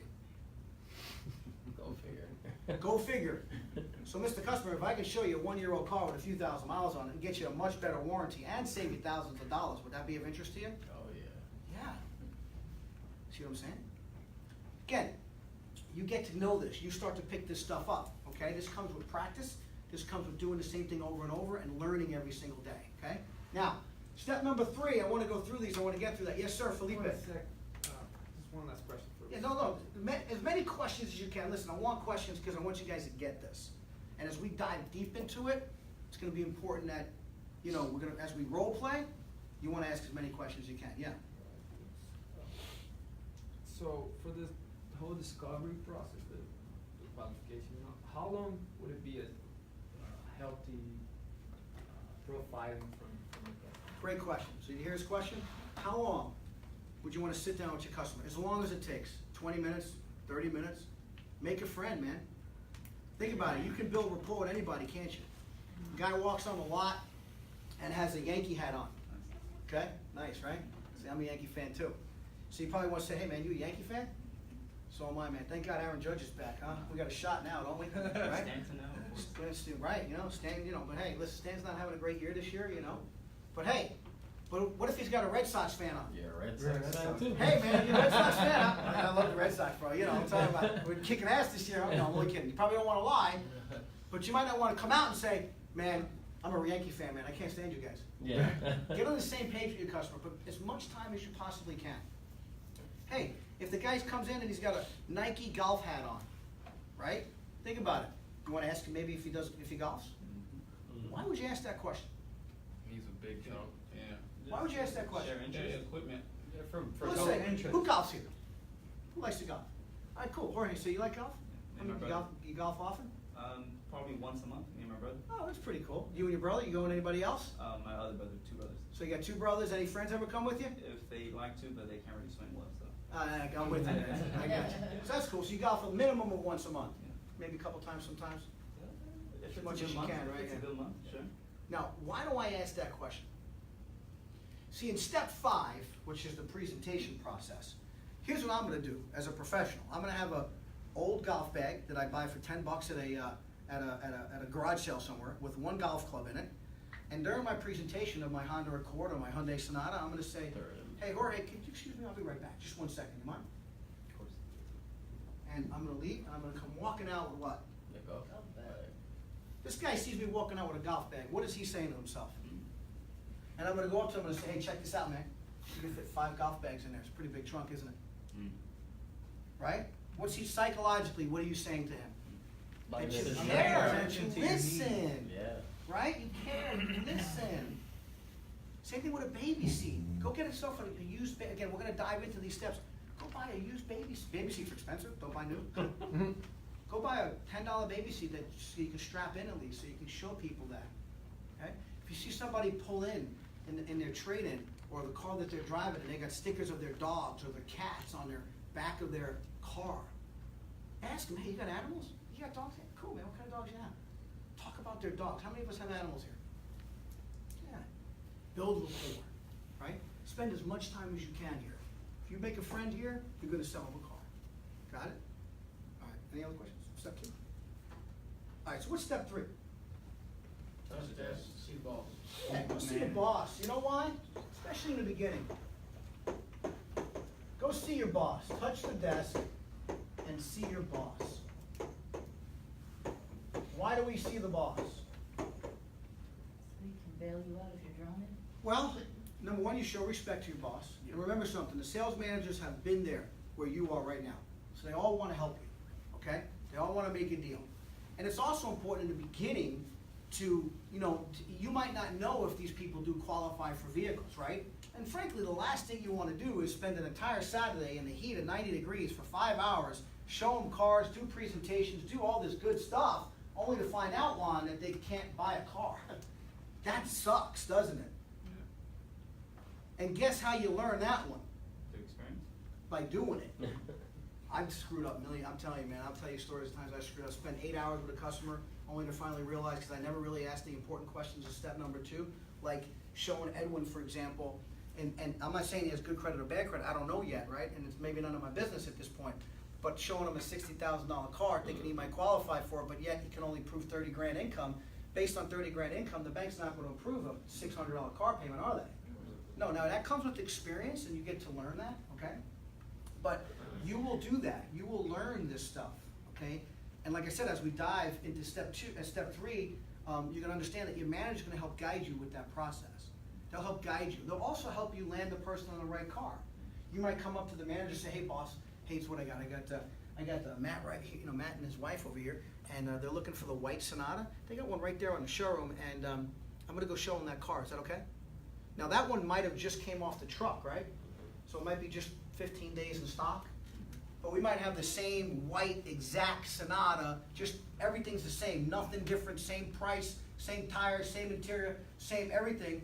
The only difference is the VIN number's different, but that one might be in stock for 6 months, right? Sitting on the back. And we might have a $100 spiff on that. Right. Where if you sell that car, hey, I'll give you extra 100, so go show them that one, right? Your manager may know these things and you might not, right? Spiff is a bonus. Okay? Bonus. And thank you for asking. So if I say something you don't know, you gotta tell me, all right? So, you see what I mean? Right? Spiff is a bonus. That's step number 3. You wanna touch the desk, see the boss. Okay? Make sure your boss knows where you are. They can help you throughout the entire process. Always TO your deal. Now, step number 4 is what? Vehicle selection. Selection, yeah.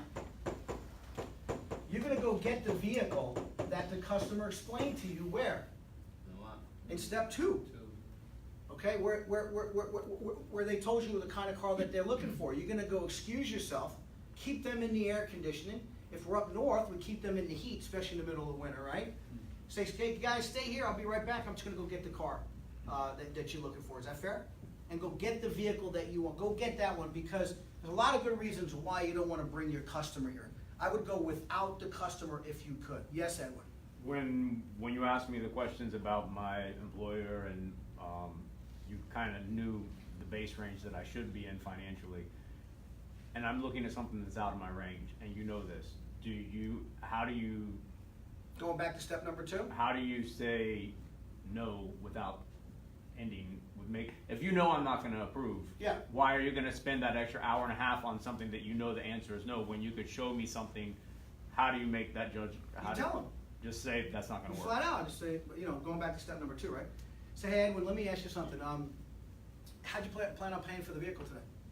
Cash, finance it, leasing it? How'd you plan on paying for it? All right, finance. Okay, cool. Now, don't just assume he can't buy here. Again, we're gonna go into this and dive deep into it. But, hey, he may have 30 grand down. He may just want a lawsuit. There's nothing wrong with finding out, though, right? So you wanna say, okay, cool, you plan on putting a larger down payment, or how much money down do you plan on putting? All right, I didn't wanna put any money down. Okay, cool.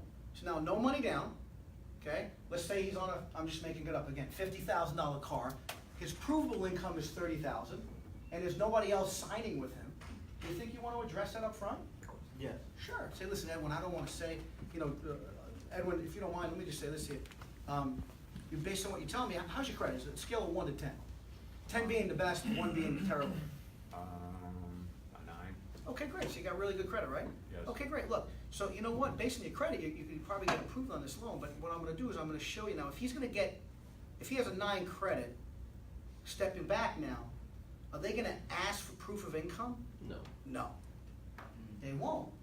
So you'll be okay. You'll be fine. fact, you can give the guy a raise here. You know what I'm saying? You can put down 100 grand on his app and they won't even ask for it. You understand me? Don't do that, by the way. Don't do that. But my point is, you're good. Yeah. But if he says, well, my credit's a 4, you want to address it here. Yes or no? Yeah. Yeah, you guys got experience, you have experience, right? You want to address it here, right, Fred? You want to say, okay, well, look, Edwin, let me be straight with you, because I want to be honest, you say you got a credit score of, you range of 1 to 10 as a 4. You can prove 30 grand a year. You're on a $50,000 car. You might have a little problem getting approved here. Is anybody else going to be signing with you? Is there anything wrong with asking that question? No. Now, if it scores a 9 out of 10, you're good, man. Don't worry about it. We'll figure it out. We'll get it handled. Or he may have a score of a 4, but hey, Edwin may have 30 grand down. So don't assume that he can't buy here. And again, as we dive into the step number 2, we'll go through that. Never assume he can't buy. Just ask the right questions. That's why questions are the most important thing you can do. Make sense? Mm-hmm. Got it? Does that answer the question? Excellent, yes. Good, thanks. Okay. Step 4, yes, selection. Selection with or without the customer. If the customer, I personally like to go without the customer. Hey folks, if you could excuse me for a few minutes, I'm going to go get the car that you explained to me, and I'll bring it right up to you. Is that fair? Give me a few minutes. Can I get you some water, some popcorn or something? Okay, great. Keep them in the air conditioning. There's a lot of reasons why we want to go without the customer. Because number one, sometimes, maybe that car's like 3 deep, right? Yeah. There's 2 cars in front of the one that you want to get. And then, if they're with you, and you move the first one, great. You move the second one, great. And then you go to the third one, and click, click, click, click. Does that happen yet? Of course. It doesn't start. Dead battery. You don't want your customer experiencing that, right? Yeah. Or you don't want your customer sitting in the car, because if it's 90 degrees out here, what's it in the car? Yeah, you want to bring that car up really nice and air conditioned. Make the customer feel the experience really great, Nice and air conditioned, maybe a little light music playing, smells good, it's really cool. Thank you. Really cool in the car, very nice. You pull the car up professional so you can bridge into step number 5. Very difficult to do this with the customer there, because if the customer's with you, there's a lot of things that can go wrong. Not all the time, but there's things that can go wrong. Right or wrong, Lex? Right, Matt? The other thing that usually happens too, if you take a customer with you, they see another car that they think they like better than the car they actually described to you. Wife and husband, right? They came in on the blue. The wife says, honey, look, I love the gold. It's beautiful. It's gorgeous. You're just throwing wrenches into it, right? Yeah. Or how about that they got kids? The kids, they can be bratty, can't they? I mean, the kids can be brats sometimes. You got kids jumping in and out of cars, and it's really hard to control that situation. So you probably want to, like I said, go get that vehicle without the customer. Now, if the customer demands to go with you, what do? Bring them. Bring them with you. That's cool. There's nothing wrong with that, right? Bring them with you. Make sense? You want to bridge into step number 5 here. So you bring that car up. Now the air conditioning's really cool. You're going to come up. The customers are sitting at your desk waiting for you. Gave them some water. You've only been gone for a couple of minutes. You bring the vehicle up to them. And what is step number 5?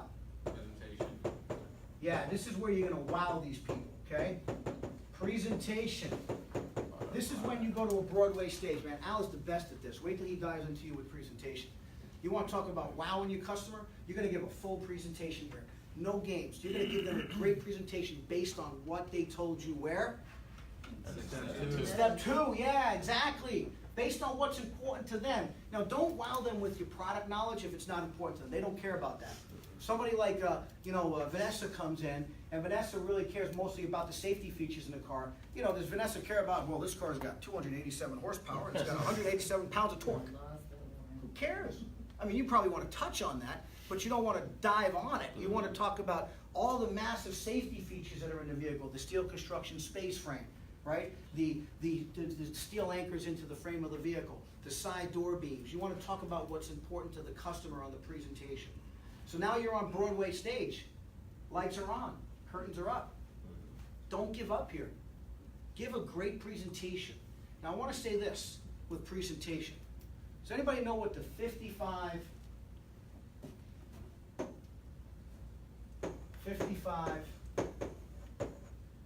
38, 7, or is it 37 and 8? That's good? Good. All right. 55, 38, 7% rule is communication rule? Was it 55%? The tone. No? It's a. You're on the right track. Communication is done by this. 55% of communication is done through body language. Have you guys noticed my body language? I'm kind of all over the place, aren't I? I use a lot of body language. I'm doing all kinds of stuff like this because we remember through our body 55% of that conversation, believe it or not. It's through body language. Body language is how we communicate, 55%. 38% is through what? Words or tone? Tone. Tonality. How we use our voice inflection, our ups, our downs. 37% of our communication is done through tonality. People remember most of your tonality. And only 7% is through the words that we say. Isn't that crazy? They're going to remember 7% of what you say. So when I'm doing a presentation, right? When I'm talking about the safety features, I'm not going to say to them, you know, this car comes, John, with breakaway motor mounts. You know what that is? Well, breakaway motor mounts is designed to where, if God forbid you get in an accident, they break away, and it goes, you know, it's so it gives the integrity to you, so that, you know, it sacrifices itself for the integrity inside the frame. Pretty cool, isn't it? Yeah. No, I'm not gonna. I'm gonna be. This is me. I'm a very, you know, like animated kind of guy. Hey, you know what breakaway motor mounts are, John? Well, let me explain to you what it is. The motor sits on breakaway motor mounts. God forbid you get into a front-end collision with a vehicle. It's designed to drop down, go underneath the firewall. This way, it doesn't come into you and your passengers inside the compartment of the vehicle. I mean, that makes a lot of sense, doesn't it? Yeah. What is he going to remember? He's going to remember me going like this, like this, like this. He's not going to remember my words. But when he goes look at the next vehicle and the salesman doesn't mention the breakaway motor mounts, he's going to say, man, that car's got breakaway motor mounts. I'm going to go back and see Matt. He's going to come back to see me. He's going to say, hey, you know that other Hyundai, they don't have breakaway motor mounts. Yeah, I know. You don't want that. They all got it. Yeah. It doesn't matter. You understand? Body language, tonality, okay? Get the customer involved. If I'm with Vanessa, I'm going to have her put her fingers and feel that steel frame. I'm not going to tell her about it. Inside here, by the way, Vanessa, just so you know, there's actually steel anchors that you put your baby seat in and you snap into the steel anchors. No, I'm going to say, Vanessa, do me a favor, will you? Just stick your finger right in between the two seats there. Do you feel that steel anchor? Can you feel that right there? Can you? Vanessa? Yeah? Okay. Vanessa? Yeah. Yeah, okay. Can you feel that? Feel how hard that is? That steel anchor is actually embedded into the frame of the vehicle. So God forbid you get into some kind of an accident, that seat is going nowhere. It's going to sit right there. See that body language? That's what she's going to remember. Presentation is based on what's important to the customer. Feature, advantage, benefit. Feature, advantage, benefit. The feature is what on those anchors? What's the feature? Steel. The feature of the anchors, that's steel anchors that's embedded into the frame of the vehicle, right? What's the advantage and benefit? Safety. Strength. The advantage is the safety, but the benefit is, God forbid, you get into a full, accident, that seat's not going anywhere, your baby's gonna be safe. Okay? Does that make sense, Martin? Does. I won't call you Vanessa anymore, I promise. You understand what I'm saying? So when you're doing a presentation, use your tonality, use your body language. You also want to use words, but get the customer physically involved, physically attached. Man, this is killer. And then when you get inside the vehicle, Al's going to do his famous getting the pilot ready. Will you get that pilot ready for the customer? You set the seats. He'll go through that with you as we dive deep. You set the seats. You get the customer comfortable. You cater to them. For example, if you sit a customer down in the driver's seat of a Honda Accord or a Hyundai Sonata, and you're talking to the customer as the door's open and you're explaining some features like this. So watch this. So now you just picture that this is a vehicle and the customer's now in the front seat behind the driver's side. You're doing a presentation. And you're talking about, and you say, and Vanessa, let me show you. So you see some of these, see the steering wheel, the tilt steering that this has, the telescopic and tilt steering. Can you see that? What am I doing? I'm showing the customer, but I'm standing above her or him, aren't I? See, Al, he's a killer on this. He gets down on his knee. Why?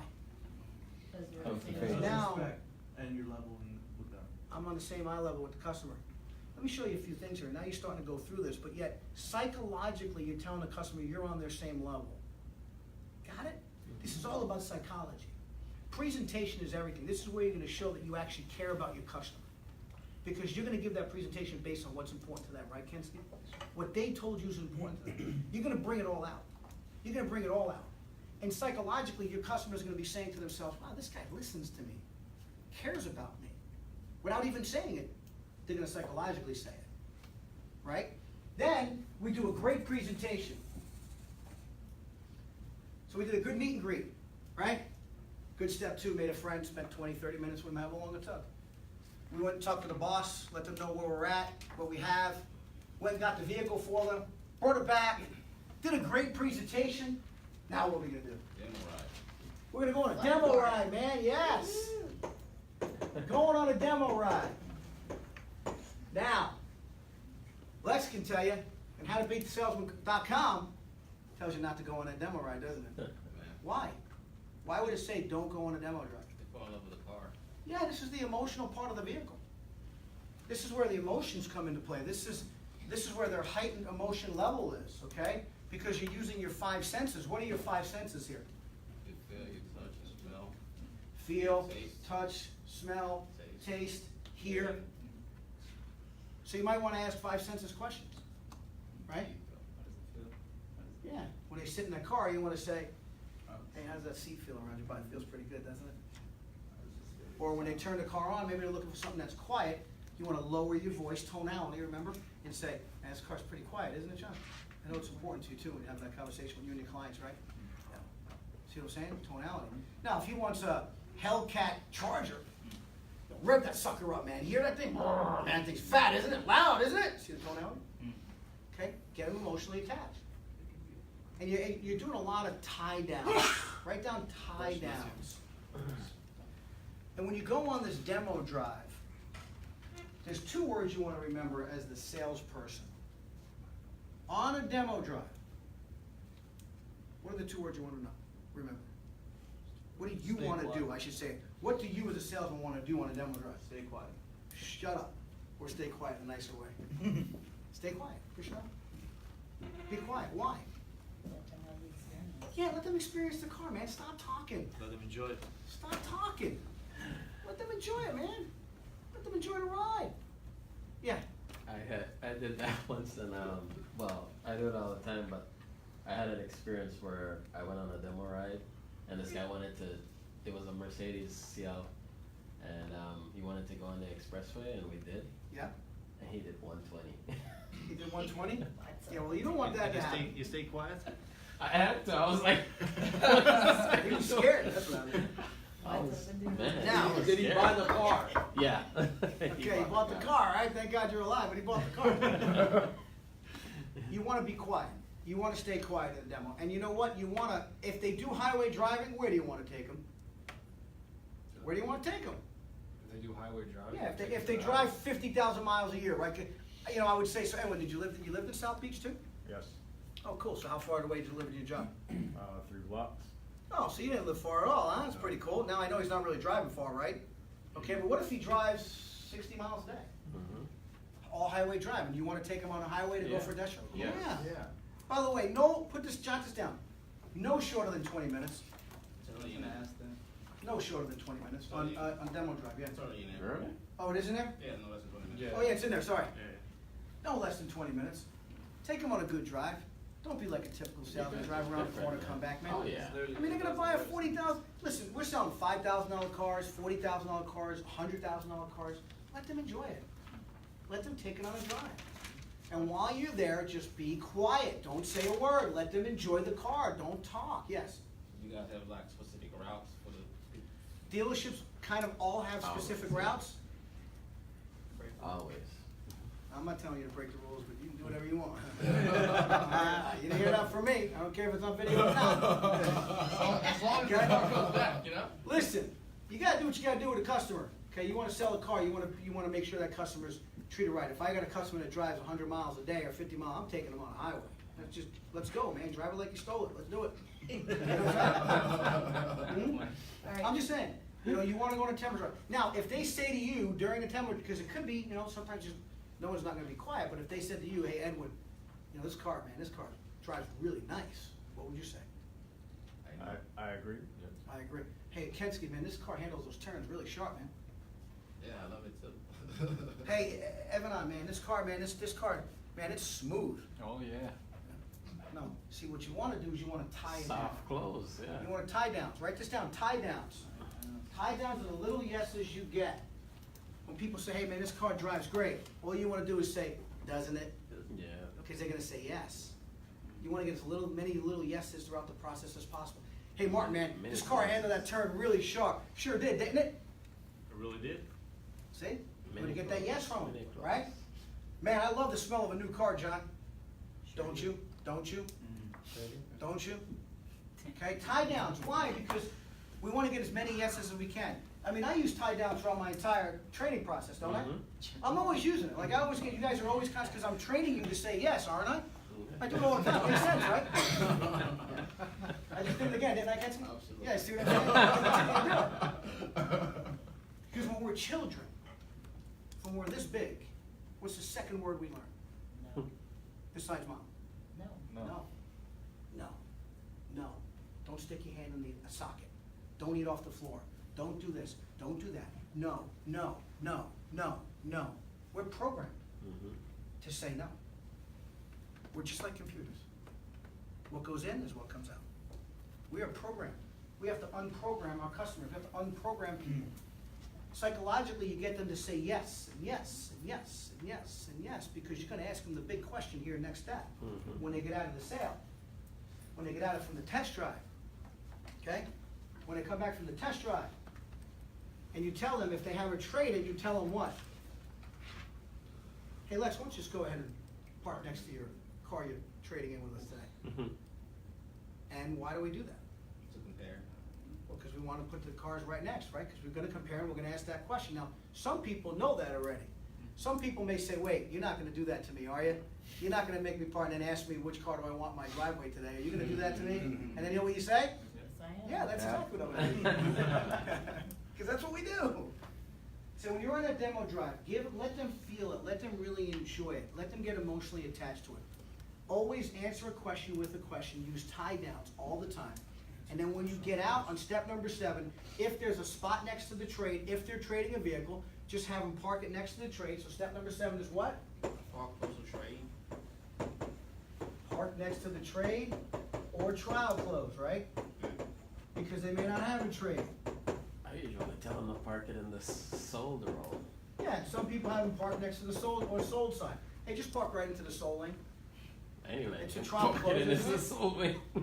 And what you're gonna do is you're gonna get out. Now, if they have both vehicles and you park next to the trade, you can get out and you're gonna wanna ask a now question right now. You're gonna wanna say, hey, Martin, let me ask you a question. I know money's important, you work hard for your money, but other than money at this point, which of these 2 vehicles would you like to have in your driveway right now?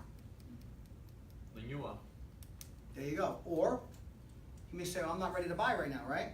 Either way, this is the part you want to ask the big question. Now question. Do you want to take home the car now? You've done everything right. Step 1, step 2, step 3, 4, 5, 6. You did tie downs. You got them going. They're saying yes throughout the whole process. They don't have a trade-in. You get out and say, hey, Evan, listen, I can understand that, you know, money's important and you work real hard for your money, but other than money right now, let me ask you a question. If I can make all the terms agreeable, would you like to buy this car right now? Because you're going to want to get an answer. And there's only 2 answers you can get. What's the 2 answers? Yes or no? Yes. If they say yes, what do you say? Great. Great. Follow me. Follow me. If they say no, what do you say? Great. No problem. Great. Follow me. Doesn't matter. Either way, it's great. No, I'm not buying today. Great. Follow me. Yeah, I'm buying today. I'm buying right now. Great. Follow me.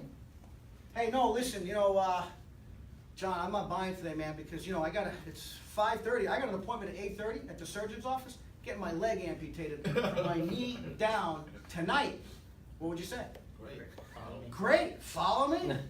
Let's go work out some numbers. You can overcome any objection if you think, well, I'm obviously exaggerating, right? That will never happen. Right. But I'm making a point, okay? Great. Follow me. Well, even if you give a customer a number, why? Because I want to give a customer numbers. Every customer. I don't care if they get a leg amputated. right? Again, I'm using that as an example, that's the extreme, right? It's never gonna happen in as long as you live, but I can overcome that objection, okay? I can't buy the car tonight because, you know, his numbers are great, but I can't buy, I gotta go for surgery right now. Listen, I understand, let me ask you a question, what's your deductible on your insurance? 5,000? What if I was able to put that 5,000 deductible into this car deal, make it happen, this way the car's waiting for you when you get out of the hospital, you don't even need the leg, you still drive it, what do you say, you do business? Now, we'll dive into that. What were you saying, am I a fast talking used car salesman? Alright, look, here's my point. It doesn't matter what the answer is, you wanna take great, follow me, because you wanna give your customers numbers at all times. You always wanna give your customers numbers, okay? So, you always ask that trial question, whether you have a trade, hey, which of these two vehicles would you like me to drive away tonight? Or if there's no trade, if I can make all the terms agreeable, would you like to take this car home with you right now? Now, here's the question, I want an honest question, honest answer, again, what happens here stays here, it's fine. For you that are in the car business, do we ask 100% of our customers to buy a car right now? Lex? Yeah. 100%. Terrence? Yes. Good. Do we give 100% of our customers numbers? Yes. Yes. Good. Glad you said that. Because you want to give numbers to every customer that walks on the lot. Every one. Because here's the deal. If you don't give a customer a number, what are your chances of selling them a car, Mark? 0. Can't do it. It's impossible. Can't sell a car if you don't give a customer a number. If you give the customer a number, George or Jorge or George? Either way. What's your chances of selling a customer a car? What's your percentage chance? Did you give it to him? If you give them a number. I'll probably say half. If you give them a number, what's your chances of selling a car, Felipe? If you're a good seller, I'd say 100%. It's 100% chance. Now, you're not gonna sell 100% of the people, but you got a chance to, don't you? You can turn a non-buyer into a buyer, can't you? Yep, sure. So grid number 7, you're gonna ask that question, and if there's a trade, what's step number 8? Trade walk. Trade walk, yes. I'm gonna speed this part up a little bit. Now, trade walk. If there's a trade, we do this. Now, this is the only step. Some dealerships wanna do this step in step number 2. We wanna get their trade appraised up step number 2. So this is really the only step that you can move around, okay? So understand, this step we put here, but you can do it at step number 2 as well. Does that make sense? Yes. Why? Because we wanna get the customer, get them, the customers wanna know what their trade's worth up front, don't they?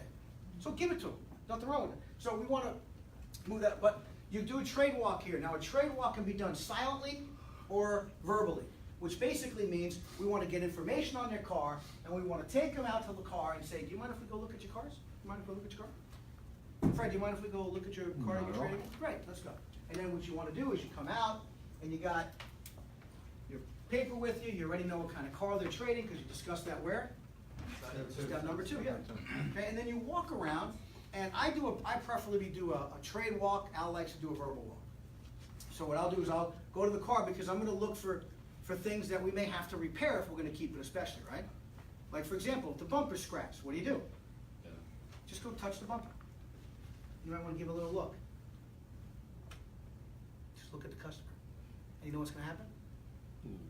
Yeah, you're putting it in their mind that. Yeah, but the yeah, customer's gonna this say, stuff- you know what, my son just did that the other day, can you Yeah. believe that? Just happened the other day, you'd be like this. And just walk up, go to the next thing, right? If they got a ding in the door, just go like this. Give them one of those looks.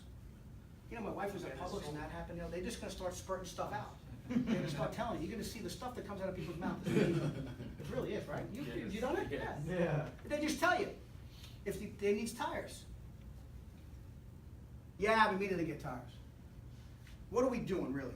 Degrading the value of the vehicle. Not degrading it, I don't like to use that word, okay? Because the truth is, everybody, when it comes to their trade-in, they like their car. Now, what percentage of people you think they'll do research and maybe go to KBB or NADA and get numbers on their trade before they come to the lot? 95%. 100%, okay?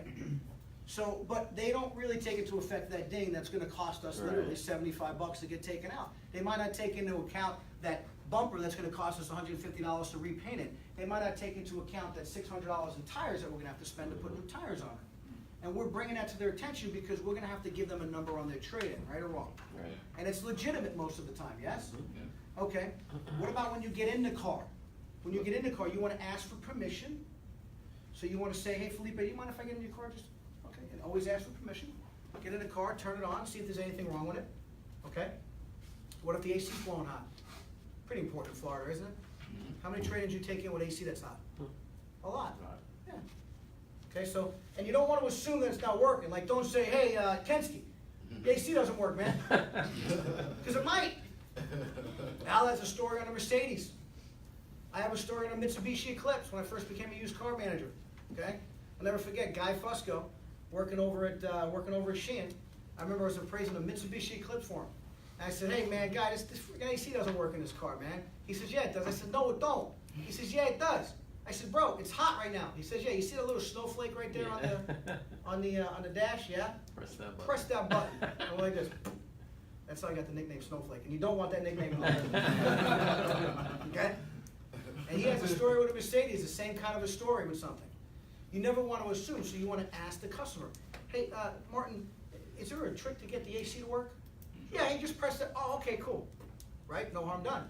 Well, he might just say, oh, no, that stopped working last week. Oh, okay. No, don't do that. But, but make a mental note. No AC, that's $800. Maybe the service engine light's on. Yes? Are we just examining the vehicle to see what needs to be repaired, but we're not giving the numbers for the vehicle itself? Yes, correct. Okay.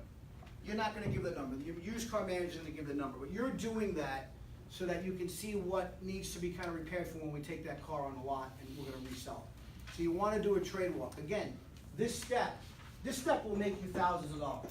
We're gonna dive deep into this. This will make you thousands. Because a customer comes in thinking that the car's worth $8,000. It's a fact. And what are we gonna show them in reality? It's worth Like 7, 5, 6. It's the truth. So you've got to be prepared for it, okay? And we're going to go into this.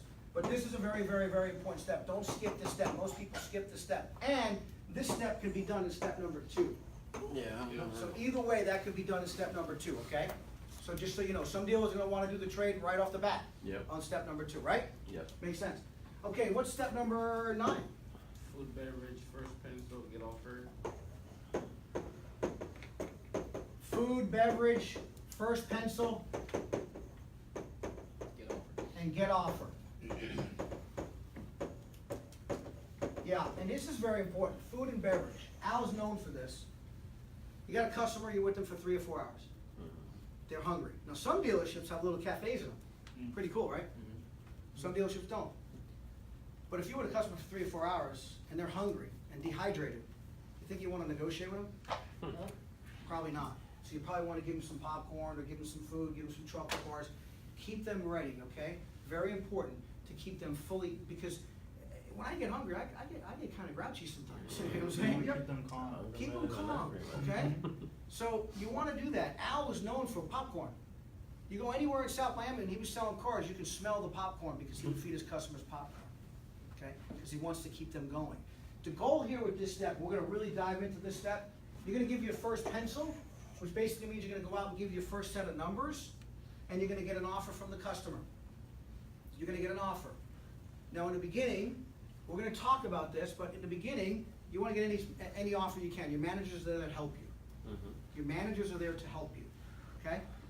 But we're going to talk about first pencil, what to say it, how to do it, Foursquare, menu, all kinds of different programs that are out there so we can show the customers how to save the most money possible.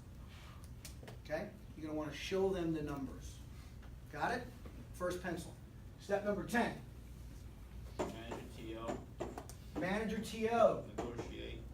Close deal. TO, do you know what that stands for? Turn it Cheryl? No, I don't, sir. Okay. Negotiate, Close deal. close your deal. So, TO stands for turnover. You're gonna turn your deal over to your manager. You're gonna ask for help. You're gonna come back after the first pencil and say, hey boss, here's what I got. I got Mr. and Mrs. Fernandez, and they're okay with $2,000 down. They'll buy the car now with $2,000 down and $350 a month. Can you help me? Yeah, show them the close deal for you. And they're gonna go out there, and hopefully you're gonna have a progressive management team that's gonna go out there and see if they can bump the customer or just wrap up the deal, wrap it up, and close it up for you. Does that make sense? Yes. Okay? Yes, sir. In which step is the credit approval and and see, his, Good question. So Evanon asked, what step is the credit approval in that part, right? Well, yeah. you're gonna find out basically in step number 2, their creditworthiness and the ability to buy. You're gonna be successful. I believe your success will be determined on how good you get in step number 2. I believe that, all right? Because what percentage of people come in with bad credit today? Many. What percentage? Say 70%. That much? I don't think it's that much. Probably about 50. Yeah, it's like half. About 50% of the people come in with bad credit. And I think that people come in with bad credit, so they're gonna tell you they got bad credit, and if you help them, they're gonna be, just help them. Just help them, okay? So it really depends. I mean, you know, you might not have the credit approval until now. What's gonna happen is step number 11, which is next, okay? But if they tell you up front and you find out in step number 2 that they have bad credit, you might wanna kinda guide them in the right vehicle and show them the right car based on what their credit is, okay? You wanna find that out up front. However, if I got an Edwin with a score of a 9, you know, 9 out of 10 for credit and all that other stuff, I'll probably run it over here. Or if you got a guy that's trading in a 2015 Honda Accord, for example, right? And they leased it through Honda Motor Company, they leased their last 4 Accords through Honda Motor Company, and their lease is due, and they wanna lease another one now. No problem. Yeah, you probably don't have to run their credit in step 2, you do it over here in step number 11, which is what? Prepare paperwork and TO. TO to finance, right? Get everything done, prepare your paperwork, TO it to finance, and do that there. Got it? So step number 11, 12, and 13, just to speed it up a little bit, we do want to get into step number 1 here and actually dive deep into it. 11, 12, and 13, prepare paperwork for finance, TO the deal to finance. We're going to dive deep into that. It's important TO here to TO the deal to finance. Turn it over to finance. Setting up your finance manager for success and to make more profit. Okay? Because you get paid on this. Step number 12. Oh, excuse me. Step number 12. You have to make that, cut that out. You know what I'm saying? And Nico. Step number 12. Vehicle delivery and CSI. Go over CSI. Does anybody know what CSI means? Customer Satisfaction Index. Customer Satisfaction Index. Very important. You have to make your customers happy. Let me assure you, if your customers are not happy, they're going to do the survey and let the manufacturer know. They will. If the customers are happy, they might not think they need to do it. So you really need to emphasize this fact that this is my scorecard. You get paid on this, by the way. You also get deducted on this. We'll go through that with pay. You have to keep your customers happy. You want to take care of your customers. And if you do all the steps right, and you do the right thing by your customers, you will. The whole process. And then step number 13 we have is follow up, follow up, follow up. Build your own business. Build your own business. Follow up. Create your own business. Got it? Yep. So the steps to the sale. Think about the steps to the sale. This is everything in life. It doesn't matter what it is. Tomorrow night's Thursday night football, right? Martin, you single? Sir? You single? No, I have a girlfriend. I actually live with her. Oh, you do? Okay. You single, Felipe? All right. So Felipe, so Felipe is watching some football tomorrow night, right? It's a really exciting game, by the way, tomorrow. Jets in Cleveland. Anyway, sorry, any Jets and Cleveland fans. I'm sorry. Listen, I'm a Giant fan, so I really am in bad shape here. Okay, don't worry. Felipe's over watching the game, right? And he's in a bar, and he sees this pretty girl across from the bar. You know, he sees Becky over there. He doesn't know her name yet, but what is he gonna do? What's his first step? So his first step was to meet and greet. Hey, how you doing? My name's Felipe. What's yours? Becky. Nice to meet you. Well, you don't look like a Becky. Definitely picked on the wrong guy. Okay. Hey, he's gonna go meet and greet her, isn't he? He's gonna go meet and greet. Step 1, no matter what you do, you gotta go greet the person, right? What's step 2? Discovery. Find out what's going on. You're making a friend. See, this is no different than life. You're making a friend, right? Hey, so tell me, what do you do? Where do you live? Where are you from? What's your job? Blah, blah, blah, blah, blah, blah. Step 2, you discovery, right? What's step number 3? You see the boss, but you don't have a boss, but you might be with a friend. You might have to go say, excuse me 1 second, Becky, I'll be right back, okay? Hey, bro, listen. I'm with Becky over here, you're on your own. Okay, find a way home. See you later. Right? Gotta go let them know. No difference, right? What's step number 4? Well, you already did the selection process, right? You already went to Becky, kind of did that selection process up front, just like our customer does, because our customer does a selection process on the internet before they walk on the lot. So it's already done. What's step number 5? Presentation. Presentation. Now you're going to continue the presentation. Why? You're going to proceed to the next step. Why? She should give you your phone number maybe to go out for coffee or maybe go for dinner. Why? Because you're presenting yourself now. She's presenting yourself to you. What's step number 6? MRI was that. This guy, we got trouble here with this guy. Okay? Yeah, demo drive. Well, okay. Kensky's got issues, okay? You don't want to do a demo drive, but you might want to continue the presentation process, right? And then what's step number 7? Trial close. Hey, Becky, mind if I get your phone number? Maybe we can go get some coffee? See what I'm saying? These steps, it's just like life. It's everything that we do. We just don't know it. See, so we're in for a life lesson here, aren't we? Not just the steps of the sale of an automobile, we're in the steps of the sale of life. This is really cool stuff. And as we go on and we dive deep into these steps right now, you're gonna start to realize how this will apply in anything that you do in life. No matter what it is. Whether if you're in this car business a year from now, or if you're not. You're in this car business 5 years from now, or you're not. You take this, and you learn this, and I promise you that this will change your life. It definitely changed my life. It changed the lives of thousands of people, that I personally know. And I was just talking to a guy that I was working with 18 years ago, side by side. He was a finance manager. Now he's a partner owner in a dealership. Okay, worked his way up. How much money do you think he made last year, John? As a partner, probably $500,000. How much, Edwin? I would have said about $500,000, yeah. Over $1 million. Just started like we did, man. Selling cars. Selling cars. This is real. We just did a training down in Dayland for a dealership down there. The guy started selling cars in 1979 or 77 was it? 79 down at Dayland Dodge. He started selling cars. Dayland Dodge. 1979. He started working for the dealer. He was a salesman just like all of us. Well, guess what he did? He bought out the dealership. Worked his way up and bought the dealer out. Now he's the owner of several dealerships. I can tell you story after story after story. And you don't stop. This can change your life if you allow it. Whether this is what you want or you want something else. This will change your life. These steps to the sale. This seminar for 4 days. Again, car business can change your life, or you can take what this is, and if you don't, you want to go open up a restaurant. Hey man, I got a good friend of mine, Rafi. We used to be sales managers together. His goal wasn't to be a car guy for the rest of his life. That's not what his goal was. He wanted to open up restaurants. That's what's his deal.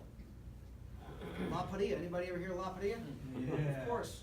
Several of them. Yeah, you eat there all the time, right? Yeah. Well, Rafi and I were working desk deals together for 10 years, sales managers side by side, until he saved up enough money. Well, he opened up his first restaurant in Margate, and then he opened the second one in Coral Springs, and then in Miramar, and here in Fort Lauderdale, and so forth and so on. Now all I do is see him on Facebook all day fishing. Good life. The point is, you can take this to wherever you want in life. You believe that, Kensky? How about you, Wahnon? Yes. Wahnon? Yeah? How about you, Terrence? You know already, don't you? Absolutely. So here's what we'll do. I want to start diving deep into it. This was just the overview process. Now we're going to have some fun, do some role playing, do all that. We're going to take a quick 10-minute break. And we're going to come back. We're going to get into step number 1. All right? 10-minute break. Come back. We won't keep you that long tonight. We'll keep you till about 10. Is that okay? 11 works. We won't keep you that long, I promise you. But hold on. You can't be going anywhere. This guy's already going out. But what we want to do is when we leave our room, we want, just like Al did before, fire in the belly, right? Okay, we want to do something different this time. When I say stand up, I want everybody to stand up at the same time. And I want you to throw your fist forward and scream yes. So when I say stand up, you're going to say yes! Because I want to have the administration next door tell us that we're being too loud, okay? So you got to move these chairs back a little bit. Okay, when I say stand up, we're going to take a 10-minute break. We're going to be back here at 10 minutes after 5 o'clock. That clock says, what does it say? 5 o'clock. 5 o'clock. We'll make a 12-minute break. 10 minutes after 5. Don't be late. When I say stand up, at the same time, we stand up and we scream yes. We're going to do it loud this time. We ready? Yeah. All right, you ready? Stand up. Yeah!